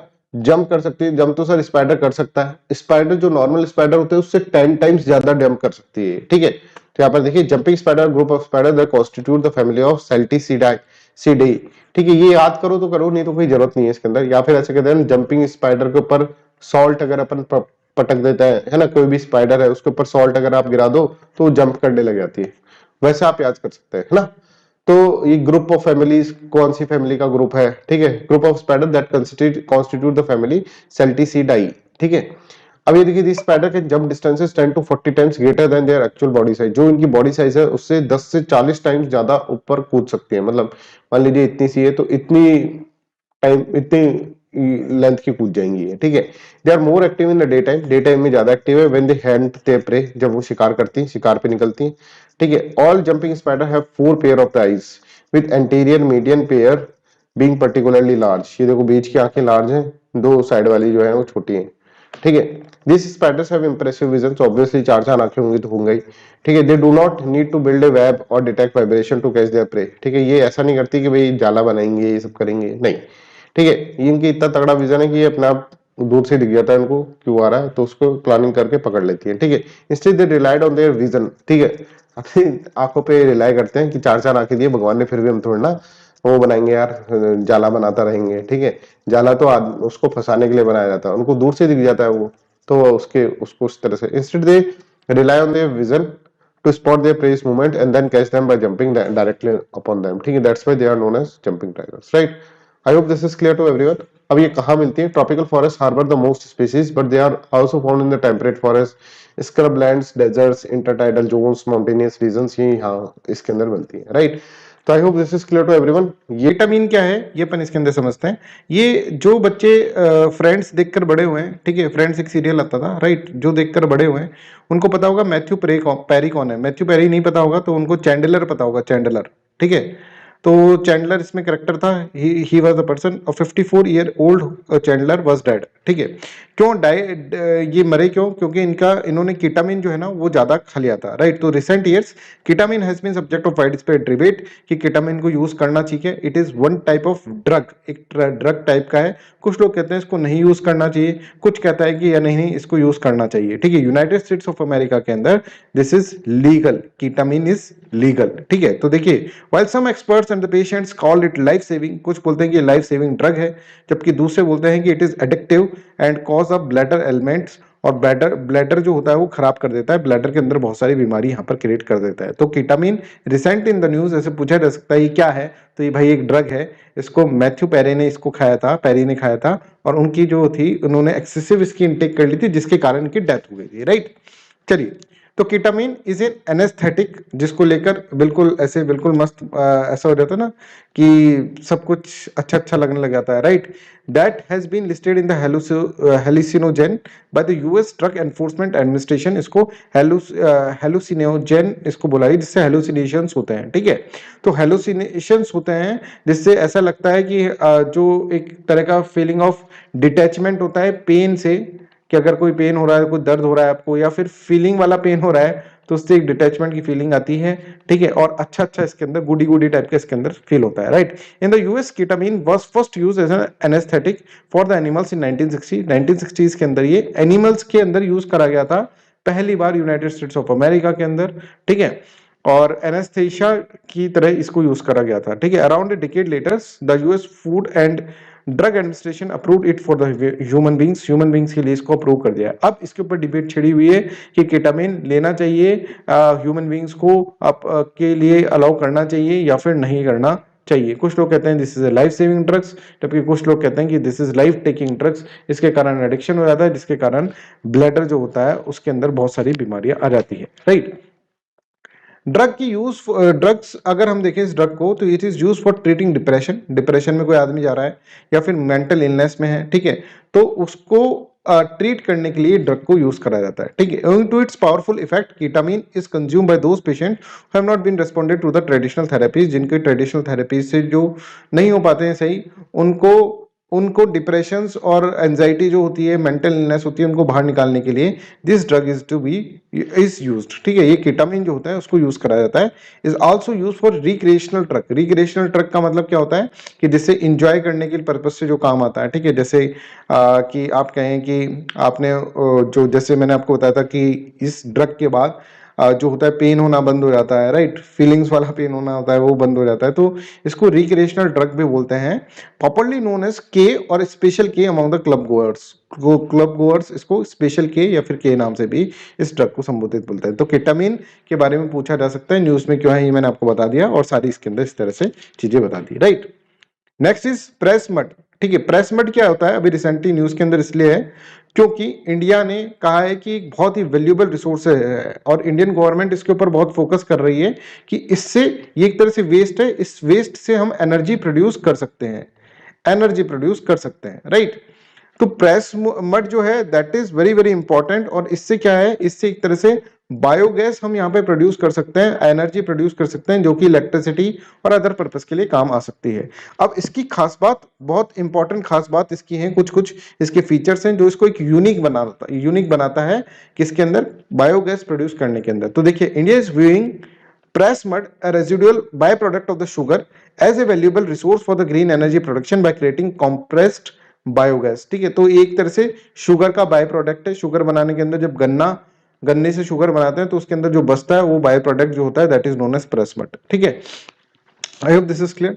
तो देखो, residual by product of sugar industry often known as filter cake, इसको प्रेस केक भी बोलते हैं, has been acknowledged as a valuable resource for the green energy production. ठीक है, अब ग्रीन एनर्जी के अंदर कॉम्प्रेस्ड, अगर हम देखें इसके अंदर तो कॉम्प्रेस्ड बायोगैस ये प्रोड्यूस करता है। अब कॉम्प्रेस्ड बायोगैस है ना, बहुत सारी तरीके से प्रोड्यूस हो सकती है। ठीक है, कैसे प्रोड्यूस हो सकती है कि यहाँ पर अगर इसका एक प्रोसेस होता है बायो अगर हम देखें इसके अंदर प्रोसेस बायोमिथेनेशन, बायोमिथेनेशन एक प्रोसेस होता है। इस प्रोसेस के थ्रू क्या होता है, इस प्रोसेस के थ्रू जो कॉम्प्रेस्ड बायोगैस जो होती है सीबीजी ये प्रोड्यूस होती है, राइट। अब इसके अंदर है ना अपन कुछ भी यूज कर सकते हैं, जैसे एनिमल रेसिड्यू, एनिमल वेस्ट, या फिर अपन देखें एग्रीकल्चर वेस्ट, इसको डालकर इसको क्या करते हैं, इसके अंदर एनारोबिक हम डाइजेशन कराकर इसके अंदर क्या कर सकते हैं, इलेक्ट्रिसिटी गैस प्रोड्यूस कर सकते हैं। और वो गैस जो होती है वो कुकिंग में भी यूज हो सकती है और इलेक्ट्रिसिटी के अंदर भी यूज हो सकती है। बायोमिथिनेशन जो प्रोसेस होता है उसके जरिए क्या कर रहे हैं हम, एनिमल रेसिड्यू या फिर एग्रीकल्चरल वेस्ट या फिर प्रेस मड को यूज करते हुए हम क्या कर रहे हैं, कॉम्प्रेस्ड बायोगैस बना रहे हैं। और इसके अंदर जो प्रोसेस यूज होता है वो एनारोबिक जो होता है डाइजेशन, ये प्रोसेस के अंदर यूज होता है और इसी को बायोमिथिनेशन इसके अंदर बोलते हैं।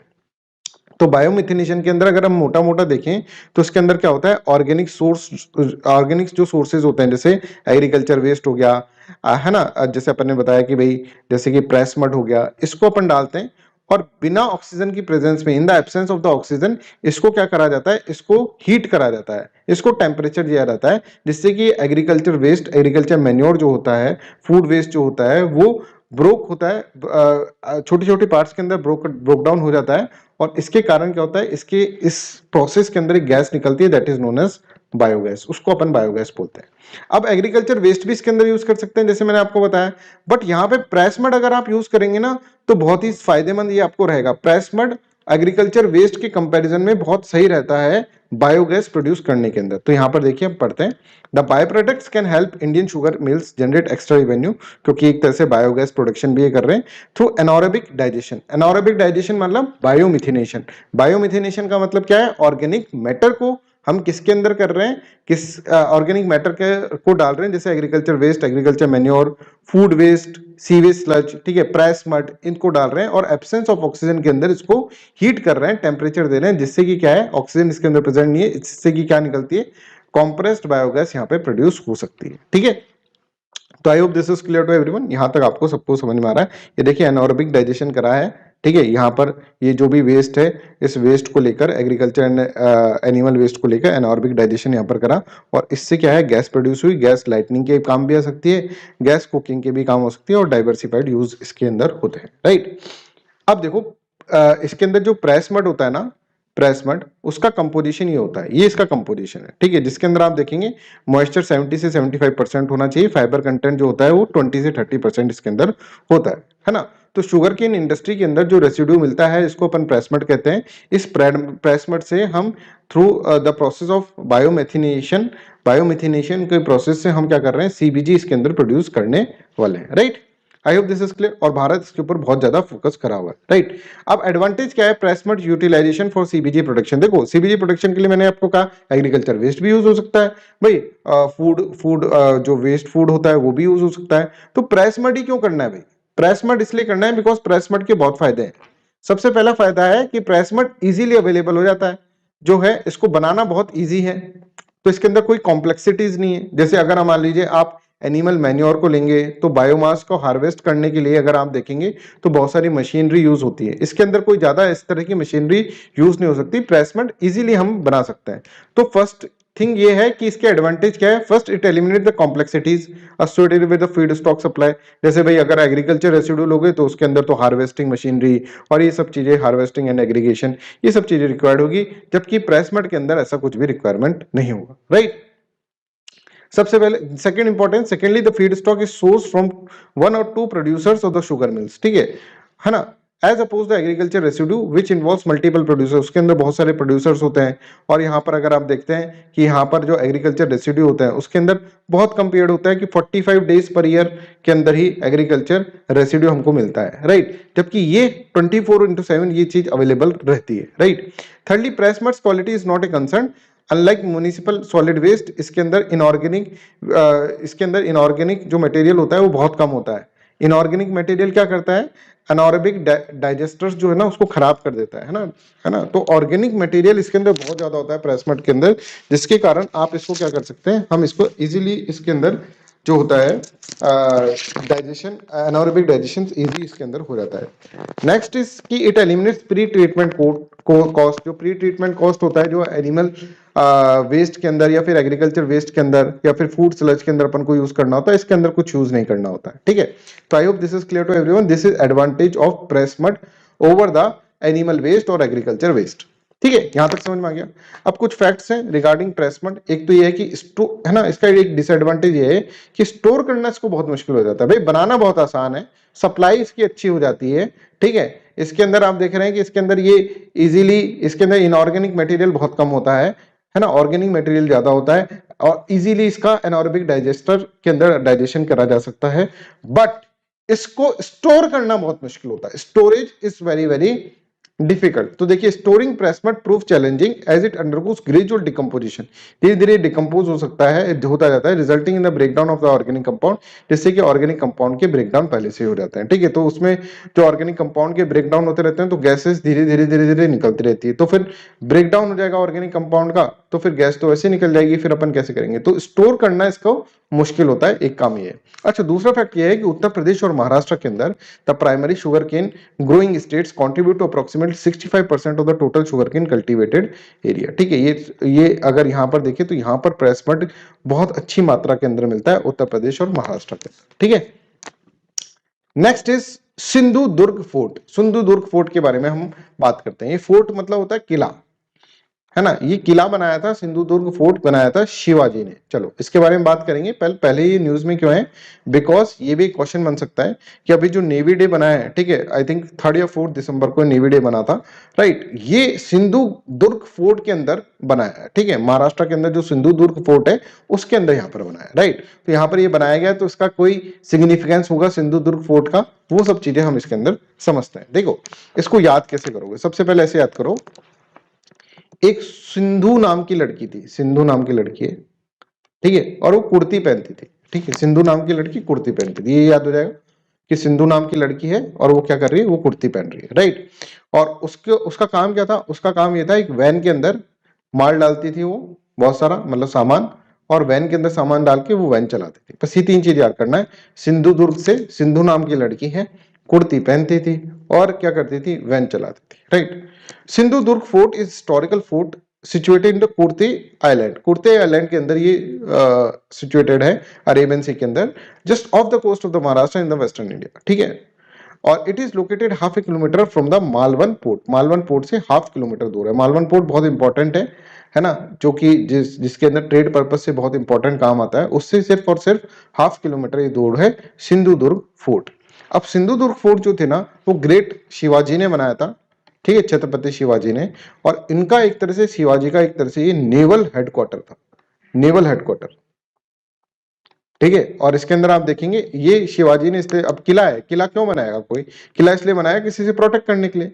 तो यहाँ पर बहुत सारे कॉलोनाइजर आते थे वेस्ट साइड से, ठीक है, जैसे फ्रेंच, ठीक है, इंग्लिश, डच, पुर्तगीज, ये सब यहीं से आते थे, ठीक है, यूरोपियंस जो थे। तो उनसे बचने के लिए ये दुर्ग बनाया गया था, that is known as Sindhudurg fort. I hope this is clear to everyone. तो यहां पर देखिए, Shivaji build the fort area to safeguard the maritime boundaries of his kingdom foreign colonisers, ठीक है, जैसे English, Dutch, French, Portuguese merchants and to curb the rise of the Siddis and the Janjira, ठीक है, इनकी राइज जो थी उनको कर्ब करने के लिए, बिकॉज ये जो कम्युनिटी थी, ठीक है, सिद्धीज जो कम्युनिटी थी जंजीरा जगह की, ठीक है, ये क्या कर रही थी, ये बहुत ज्यादा यहाँ पर इनको चैलेंज कर रही थी, तो इसके लिए उन्होंने एक फोर्ट बनाया था, किला बनाया था, ठीक है, किलेबंदी इन्होंने इस तरह से करी थी। अब फोर्ट जो था ना, ये बहुत ही स्ट्रॉन्ग फोर्ट था, अगर आप देखेंगे this was very very strong fort. इसके अंदर क्या था, मोल्टन लेड को मोल्ट करके, और मोर्टार, मोर्टार मतलब एक तरह से सीमेंट समझ लो, इसको मिलाकर ये पूरा फोर्ट बनाया गया था, राइट। कब बनाया था सर, ये 1664 के अंदर ये फोर्ट बनाया गया था, राइट। तो आपको ये याद करना है, मोल्टन लेड और मोर्टार को मिलाकर सिंधुदुर्ग फोर्ट बनाया था। अच्छा, सिंधुदुर्ग, सिंधु नाम की लड़की थी, कुर्ती पहनती थी और अपना एक वैन के अंदर माल छोड़ती थी, ठीक है। तो क्या है कि सिंधु नाम की लड़की मतलब सिंधुदुर्ग, ठीक है, कुर्ती पहनती थी मतलब कुर्ते आइलैंड, ठीक है, एक तरह से ये आइलैंड ही है पूरा का पूरा, अगर आप देखेंगे पूरा का पूरा कुर्ते आइलैंड के ऊपर ये, राइट। और यहाँ पर ये क्यों बनाया गया था, जिससे कि यहाँ पे French merchant, English merchant, Dutch merchant, उनका जो आना जाना रहता था वो यहाँ पर ना हो, राइट। अब नेवी डे के अंदर इसको होस्ट करा गया है आइकॉनिक सिंधुदुर्ग फोर्ट के अंदर, ठीक है। अब एक बहुत खास बात बता रहा हूं मैं, नेवी डे के अंदर अभी तक ईस्टर्न साइड में हम जो करते थे ना, ईस्टर्न साइड के पोर्ट्स जो थे उधर सेलिब्रेट करते थे नेवी डे को। पहली बार ऐसा हुआ है कि वेस्टर्न साइड के पोर्ट के अंदर, सिंधुदुर्ग फोर्ट के अंदर, यहाँ पर क्या करा गया है, यहाँ पर इसके अंदर सेलिब्रेट करा गया है, ठीक है। The fort's foundations for reinforced by utilising molten lead mix with the mortar involving over 70,000 kilometre of iron for the casting its foundation, ठीक है। इतना सब कुछ, इतना स्ट्रॉन्ग ये इसके अंदर बनाया गया है। 1664 के अंदर बनाया गया था, वॉज कंप्लीटेड इन 3 इयर्स। और ये नेवी डे के अंदर आपको, जैसे मैंने बताया, सिंधुदुर्ग फोर्ट के अंदर बनाया गया। अब सर नेवी डे क्यों बनाते हैं हम, ये बता दें। नेवी डे, नेवी डे जो मनाते हैं वो 3 दिसंबर को हम मनाते हैं, और 3 दिसंबर को हमने एक ऑपरेशन चलाया था पाकिस्तान के खिलाफ। 3 दिसंबर 1971 को एक ऑपरेशन चलाया था, ठीक है, जो कि 1971 वार था, जिसके अंदर ये ऑपरेशन था कि भाई हमको क्या करना है, हमको बांग्लादेश का लिबरेशन करना है। और उस बांग्लादेश लिबरेशन के अंदर एक operation that is known as operation Trident, ये याद रखिएगा, ट्राइडेंट। ये आपसे पूछा जा सकता है ऑपरेशन ट्राइडेंट क्या है, ये आपसे पूछा जा सकता है। तो 1971 वार के अंदर, ठीक है, जिसको हम बांग्लादेश लिबरेशन वार भी बोलते हैं, ठीक है, उसके अंदर कराची हार्बर के ऊपर हमने क्या करा था, अटैक करा था। और इंडियन नेवी के द्वारा जो अटैक करा गया था वो बहुत ही सक्सेसफुल रहा था, इसलिए इसको ऑपरेशन ट्राइडेंट इसके अंदर बोला जाता है, right. The annual celebration commemorates, ठीक है, नेवी डे जो हम बनाते हैं 3 दिसंबर को ही बनाते हैं, और वो किसके उपलक्ष्य में मनाया जाता है कि कराची हार्बर के ऊपर जो इंडियन नेवी ने अटैक करा था during the Operation Trident carried out in 1971 during the Bangladesh liberation war. Bangladesh liberation war के टाइम पर ये करा गया था, ठीक है। अब ऑपरेशन ट्राइडेंट क्या है, ऑपरेशन ट्राइडेंट आपको जैसे बताया 1971 के अंदर इंडो पाकिस्तान के, इंडिया और पाकिस्तान के बीच में जो वार हुआ था, जिसमें बांग्लादेश का लिबरेशन हुआ था, वहां पे कराची हार्बर के ऊपर जो अटैक करा गया था, किसके द्वारा, इंडियन नेवी के द्वारा। काउंटर अटैक था, पहले पाकिस्तान ने अटैक करा था, उसके बाद इंडियन नेवी ने काउंटर अटैक करा था, इसको अपन बोलते हैं ऑपरेशन ट्राइडेंट। और ऑपरेशन ट्राइडेंट के अंदर हमने पहली बार हमने एंटी शिप मिसाइल यूज करी थी, एंटी शिप मिसाइल, शिप को उड़ाने वाली मिसाइल जो होती है, एंटी शिप मिसाइल्स जो है वो यूज करी गई थी, पहली बार इसके अंदर यूज करी गई थी, ठीक है। तो India used anti ship missiles for the first time during the operations and destroyed the Pakistani destroyer ship PNS Khyber. PNS Khyber को हमने पूरा का पूरा क्या था, डिस्ट्रॉय कर दिया था। देखिए, the operation was launch on the Karachi headquarters of the Pakistan navy. The Indian attack forces consist of 3 विद्युत क्लास मिसाइल बोट्स और 2 एंटी सबमरीन टैंक और एंडे टैंकर्स, ठीक है। तो आप यहाँ पर देख रहे हैं कि एंटी सबमरीन्स जो थे, एंटी शिप मिसाइल जो थी, वो हमने पहली बार इसके अंदर यूज करी थी। Plan was to attack the Karachi at the night as Pakistan did not have aircraft that could carry the bombing at the night। तो एयरफोर्स यहाँ पर आ नहीं सकती थी, तो रात के अंदर हम क्या था, हमको ये था कि कराची का पोर्ट जो होगा उसको हम क्या कर लेंगे, उसको हम यहाँ पर कब्जा कर लेंगे, राइट। तो यहाँ पर देखें कि Indian navy 3 warship INS Nipat, Nirghat and INS वाट, INS Veer played an important role in the attack with no casualty Indian side. Indian side में कोई कैजुअलिटी नहीं हुई थी, एक भी बंदा हमारा नहीं मरा था यहाँ पर। But operation Trident was considered to be one of the most successful in the modern naval history post World War second. Post World War second के अंदर एक तरह से ये सबसे ऑपरेशन जो ट्राइडेंट था वो सबसे सक्सेसफुल ऑपरेशन यहाँ पर माना जाता है, right. I hope this is clear to everyone. Next is International maritime Organisation Council. ठीक है, अभी देखिए इंडिया जो है उसका री इलेक्शन हुआ है। ठीक है, री इलेक्ट करा गया है इंटरनेशनल मैरीटाइम ऑर्गेनाइजेशन काउंसिल। ये क्या होता है ये मैं आपको इसके अंदर बताता हूँ। देखो IMO, इंटरनेशनल मैरीटाइम ऑर्गेनाइजेशन, ये क्या है? आप देखते हैं कि भाई धरती के अंदर बहुत सारे ओशंस हैं। ठीक है, और ओशन के अंदर बहुत सारे शिप चलते हैं। ठीक है, अब ये ओशन के अंदर बहुत सारे शिप चलते हैं तो ये पॉल्यूशन भी करते होंगे। यस सर, पॉल्यूशन भी करते हैं।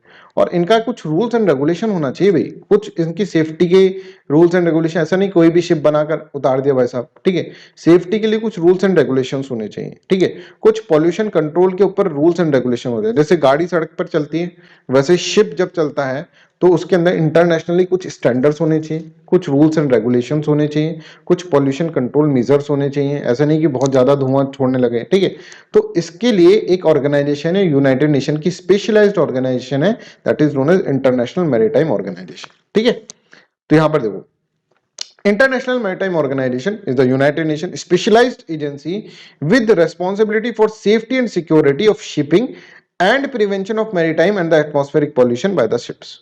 ठीक है, ये इसका बेसिक थीम है। राइट, अब भारत को इसके अंदर वापस से भारत इलेक्ट हुआ है। और भारत का इलेक्शन अगर आप देखेंगे, इलेक्ट जो हुआ है वो यहां पर पूछा जा सकता है आपको कौन सी कैटेगरी के अंदर हुआ है, तो कैटेगरी बी के अंदर हुआ है। 10 state with the largest interest in the international sea bond trade.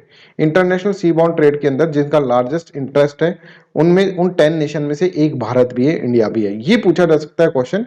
ये किसी भी इसके अंदर बुकलेट्स के अंदर, करंट अफेयर बुकलेट्स में दे नहीं रखा था। जैसे हम अपना पूरा का पूरा इसके अंदर अगर देखें तो हम यहाँ पर वेबसाइट के अंदर ही देखते हैं, है ना। तो वेबसाइट में ये सब चीजें दे रखती है। तो 175 मेंबर स्टेट्स हैं इनके अंदर और 50 कन्वेंशंस एंड प्रोटोकॉल्स हैं जो कि ये कहते हैं कि सभी मेंबर स्टेट्स को यहाँ पर फॉलो करनी पड़ेगी। राइट, चलो इसके बारे में और देखें तो यहाँ वेबसाइट पे गए तो article 1A of the convention हम पढ़ा तो इसका एम पता चला कि इसका एम क्या है। तो देखिए, to provide machinery for the cooperation among the governments in the field of the government regulations and practices related to the technical matters of all kind affecting shipping engage in the international trade. तो यहाँ पर एक तरह से government regulation यहाँ पर बनाना and practices करना टेक्निकल मैटर्स में, सभी तरह के टेक्निकल मैटर्स पे। To encourage and facilitate the general adoption of the high practicable standard, high practicable standards यहाँ पर मेंटेन करना in matters concerning maritime safety, efficiency of navigation and prevention and the control of the maritime pollution from the ships. ठीक है, तो ये इसका एक तरह से मेन क्या है, मेन एम है, मेन पर्पस है इस ऑर्गेनाइजेशन का, जिससे मैंने आपको पहले ही बताया। राइट, तो यहाँ पर सभी लीगल मैटर से, इससे कोई भी रिलेटेड लीगल मैटर्स होते हैं, कोई भी एडमिनिस्ट्रेटिव मैटर्स होते हैं, तो इन सभी मैटर से ये IMO ऑर्गेनाइजेशन जो होती है ना, IMO ऑर्गेनाइजेशन वो ही डील इसके अंदर करती है। राइट, तो एक रेगुलेटरी फ्रेमवर्क बनाना है। ठीक है, for shipping industry that is fair and effective, fair और इफेक्टिव हो, एक रेगुलेटरी फ्रेमवर्क हो जिसके अंदर ये सब चीजों का रेगुलेशन हो। It also involve in the legal matters including liability compensation issues हो, facilitation of international maritime traffic. इन सब के बारे में क्या है, इन सब के बारे में ये एक तरह से क्या है, सभी लीगल मैटर्स के अंदर इन्वॉल्व रहती है। IMO celebrate world maritime day every last Thursday of the सितंबर। हर लास्ट थर्सडे ऑफ सितंबर को ये वर्ल्ड मैरीटाइम डे भी इसके अंदर IMO बनाती है। ये सब चीजें इसके अंदर फैक्ट्स हैं जो कि कुछ पूछे जा सकते हैं। राइट, अब देखिए ऑर्गेनाइजेशन कंसिस्ट ऑफ एन, अब ये जो IMO ऑर्गेनाइजेशन है इसका स्ट्रक्चर अगर हम देखें तो एक असेंबली होगी इसके अंदर, एक काउंसिल होगी, 5 main committees and number of सब कमिटीज, बहुत सारी सब कमिटीज होगी। तो अब इसको इतने डिटेल के अंदर नहीं जाना है, बस आप ये याद रखें एक असेंबली है, एक काउंसिल है और 5 मेन कमिटीज हैं और कुछ सब कमिटीज भी इसके अंदर पाई जाती है। राइट, चलिए next is Washington declaration. Washington declaration क्या है, देखिए 17th anniversary of US south Korea bilateral relation, US south Korea bilateral relation की 70th एनिवर्सरी थी। ठीक है, और उसके अंदर वॉशिंगटन डिक्लेरेशन साइन कराया दोनों ने, यूनाइटेड स्टेट्स ऑफ अमेरिका ने और साउथ कोरिया ने। देखो यूनाइटेड स्टेट्स ऑफ अमेरिका बहुत पुराने समय से साउथ कोरिया को क्या कर रहा है, साउथ कोरिया को सपोर्ट करता था। राइट, और हम देखेंगे जब कोल्ड वार का टाइम चल रहा था 1950s के अंदर, तो 1950s के अंदर एक वार हुआ था that is known as Korean war. और कोरियन वार के अंदर लड़ाई थी आइडियोलॉजीज की। जो नॉर्थ कोरिया था ना, वो तो क्या चाहता था, वो कौन सी आइडियोलॉजी को फॉलो करता था, कम्युनिस्ट आइडियोलॉजी। और साउथ कोरिया जो था वो किस आइडियोलॉजी को फॉलो करता था, ये फॉलो करता था अपनी ये जो डेमोक्रेसी को। ठीक है, डेमोक्रेसी, कम्युनिज्म और डेमोक्रेसी के बीच में एक लड़ाई है ना। तो south Korea was supported by the western countries including United states of America, जबकि नॉर्थ कोरिया को सपोर्ट करता था चाइना और USSR। और तो इनके ऊपर नॉर्थ कोरिया ने क्या करा था, चाइना और यूएसएसआर के मतलब बहकावे में आके कहें या फिर इनकी सपोर्ट से इसने क्या कर दिया था, पहले अटैक कर दिया था साउथ कोरिया के अंदर। फिर यूनाइटेड स्टेट्स ऑफ अमेरिका ने मिलकर साउथ कोरिया को बचाया था और साउथ कोरिया ने 38th पैरेलल लाइन को क्रॉस करते हुए बहुत आगे तक वो पहुंच गया था। फिर लास्ट के अंदर ये डिसाइड हुआ कि जो 38th पैरेलल लाइन है, इस पे भी क्वेश्चन आ सकता है, 38th पैरेलल लाइन जो है वो नॉर्थ कोरिया और साउथ कोरिया के बीच में है। इस लाइन को एक तरह से क्या कर दिया जाएगा, एक तरह से बॉर्डर बना दिया जाएगा। ठीक है, खैर अभी क्या है, नॉर्थ कोरिया है ना, आपको पता है नॉर्थ कोरिया बड़ा भड़का भड़का सा रहता है, राइट। तो नॉर्थ कोरिया से बचाने के लिए साउथ कोरिया को, राइट, है ना, नॉर्थ कोरिया के अंदर डिक्टेटरशिप चल रही है, राइट, कभी भी कुछ भी कर सकता है, राइट। तो साउथ कोरिया को बचाने के लिए अभी एक तरह से ये वाशिंगटन डिक्लेरेशन या फिर नॉर्थ कोरिया के ऊपर दबाव बनाने के लिए एक तरह से वाशिंगटन डिक्लेरेशन साइन करी गई है। ठीक है, किसके बीच में, यूनाइटेड स्टेट्स ऑफ अमेरिका और साउथ कोरिया के बीच में। ठीक है, तो यूनाइटेड स्टेट्स ऑफ अमेरिका और साउथ कोरिया के बीच में वाशिंगटन डिक्लेरेशन है, पहले तो ये आप ध्यान रखें। ये मैंने जो अभी तुमको कहानी सुनाई है इससे याद हो जाएगा। Declaration advocates for the nuclear deterrence policy in the region aiming to balance power dynamics against the North Korea, कि यहाँ पर कोई भी न्यूक्लियर जो है यहाँ पर कोई भी वेपन ना बनाए, ठीक है, और न्यूक्लियर डिटरेंस पॉलिसी यहाँ पर रहे, और नॉर्थ कोरिया के अगेंस्ट में एक तरह से ये डिक्लेरेशन है साउथ कोरिया को नॉर्थ कोरिया से बचाने के लिए, राइट। तो देखिए प्रेसिडेंट जोसेफ बाइडन, ठीक है, और यहाँ पर प्रेसिडेंट जून शुक योल, ठीक है, जो साउथ कोरिया के हैं, meet on 26 day of the April 2023 और 17th एनिवर्सरी है यूएस और आरओ के रिलेशन की, मतलब साउथ कोरिया के रिलेशन की। ठीक है, alliance between two nations has been forced in a shared sacrifice fortified for enduring security cooperation, और ये सब चीजें इसके अंदर है, राइट। अब इसमें वाशिंगटन डिक्लेरेशन में ये लिखा गया है, American nuclear ballistic submarines would be diploid in the Korean peninsula. Korean peninsula के अंदर एक अमेरिका का न्यूक्लियर बैलिस्टिक सबमरीन जो होगा वो डिप्लॉय करा जाएगा। यूएस स्ट्रेंथन करेगा साउथ कोरिया के न्यूक्लियर डिटरेंस कैपेबिलिटीज को, जिससे कि कहीं न्यूक्लियर अटैक हो तो उसको डिटर कर सके, मतलब ऐसा कुछ डेवलप करे साउथ कोरिया के अंदर कि जिससे कोई इसके ऊपर न्यूक्लियर अटैक ना कर पाए। Reaffirm that the South Korea would not focus on creation of its own independent nuclear capability. बिना न्यूक्लियर कोई ऐसा, देखिए ऐसा, अब ऐसा हो सकता है ना, नॉर्थ कोरिया जो है वो एलिगेशन करने लग जा रहे भाई ये न्यूक्लियर डिटरेंस कैपेबिलिटीज डेवलप कर रहे हैं, मतलब ये कोई न्यूक्लियर वेपन बनाने की कोशिश कर रहे हैं, तो नहीं, इसमें क्लियरली ये है कि साउथ कोरिया फोकस नहीं करेगा अपना खुद का न्यूक्लियर कैपेबिलिटी डेवलप करने के अंदर। यहाँ पर यूनाइटेड स्टेट्स ऑफ अमेरिका उसको मदद करेगा। अगर मान लीजिए नॉर्थ कोरिया कभी इसके ऊपर अटैक करता है, या फिर चाइना और नॉर्थ कोरिया मिलकर कुछ कर देते हैं इसके खिलाफ, या यूएसएसआर मतलब रशिया नॉर्थ कोरिया मिलकर न्यूक्लियर अटैक करवा देते हैं, तो उस केस के अंदर United states of America will use its own nuclear weapon. ठीक है, यही बात हुई इसके अंदर, तो खुद का ना बनाकर, बट साउथ कोरिया को कह रहे हैं कि वही तू खुद मत बना, पर तेरा न्यूक्लियर डिटरेंस हम कैपेबिलिटीज तेरे अंदर डेवलप हम कर देंगे, राइट।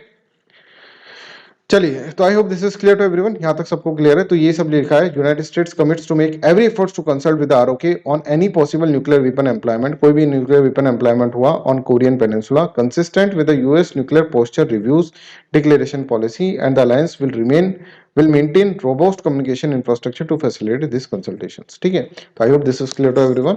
एक तरह से हम इन शॉर्ट बोले तो वाशिंगटन डिक्लेरेशन क्या है, Washington declaration is signed between the United states of America and south Korea, और उसके अंदर साउथ कोरिया को अश्योरेंस दे रहा है कि भाई तुम घबरा मत, घबराना नहीं है तुम्हें, ठीक है, हम क्या करेंगे, हम तुम्हें, कोई तुम्हें न्यूक्लियर अटैक करने की सोचेगा भी नहीं, अगर कोई तुम्हें न्यूक्लियर अटैक करेगा तो we will what retaliate, we will develop certain capabilities, है ना, जिससे कि आप क्या करें, आप न्यूक्लियर डिटरेंस क्रिएट कर सकते हैं, ठीक है, न्यूक्लियर अटैक को आप रोक सकते हैं, राइट।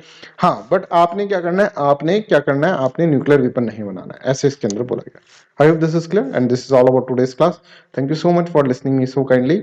आपको ये बताना चाहता हूँ, बहुत सारे मॉड्यूलर कोर्सेज हैं, है ना, जिसके अंदर बहुत सारे स्टूडेंट्स को यूज कर रहे हैं और इसके बेनिफिट्स पा रहे हैं। मॉड्यूलर कोर्स इकोनॉमिक्स पे भी है, राइट, और इंडियन पॉलिटी पे, जिसके अंदर हमने बहुत डिटेल के अंदर अंडरस्टैंडिंग कराई है। मॉड्यूलर कोर्स मॉडर्न हिस्ट्री पे भी आप ले सकते हैं। इंटरनेशनल रिलेशन का तो बहुत ही बढ़िया कोर्स है, इसके अंदर 200 प्लस मार्क्स आपका जीएस मेंस के अंदर कवर हो जाएगा, दिस इज वेरी इंपॉर्टेंट। ठीक है, इसके साथ साथ आप देखिए ज्योग्राफी के ऊपर भी मॉड्यूलर कोर्सेज है, एनवायरमेंट इकोलॉजी के ऊपर भी मॉड्यूलर कोर्सेज है। ये सारे मॉड्यूलर कोर्सेज आपके लिए अवेलेबल हैं, आप कभी भी ज्वाइन कर सकते हैं इसको। Just call on this number 8788248734 और मुझे एक बार बात करें, और I will let you know कि किस तरह से कोर्सेज आपको एंजॉय करने हैं, क्योंकि ये कोर्सेज इस तरह से डिजाइन करे गए हैं जिससे कि ज्यादा से ज्यादा आपको नॉलेज मिले और कम से कम बोरियत आपको हो, right. So that's all for today's class. Thank you so much for listening it so kindly. Bye bye.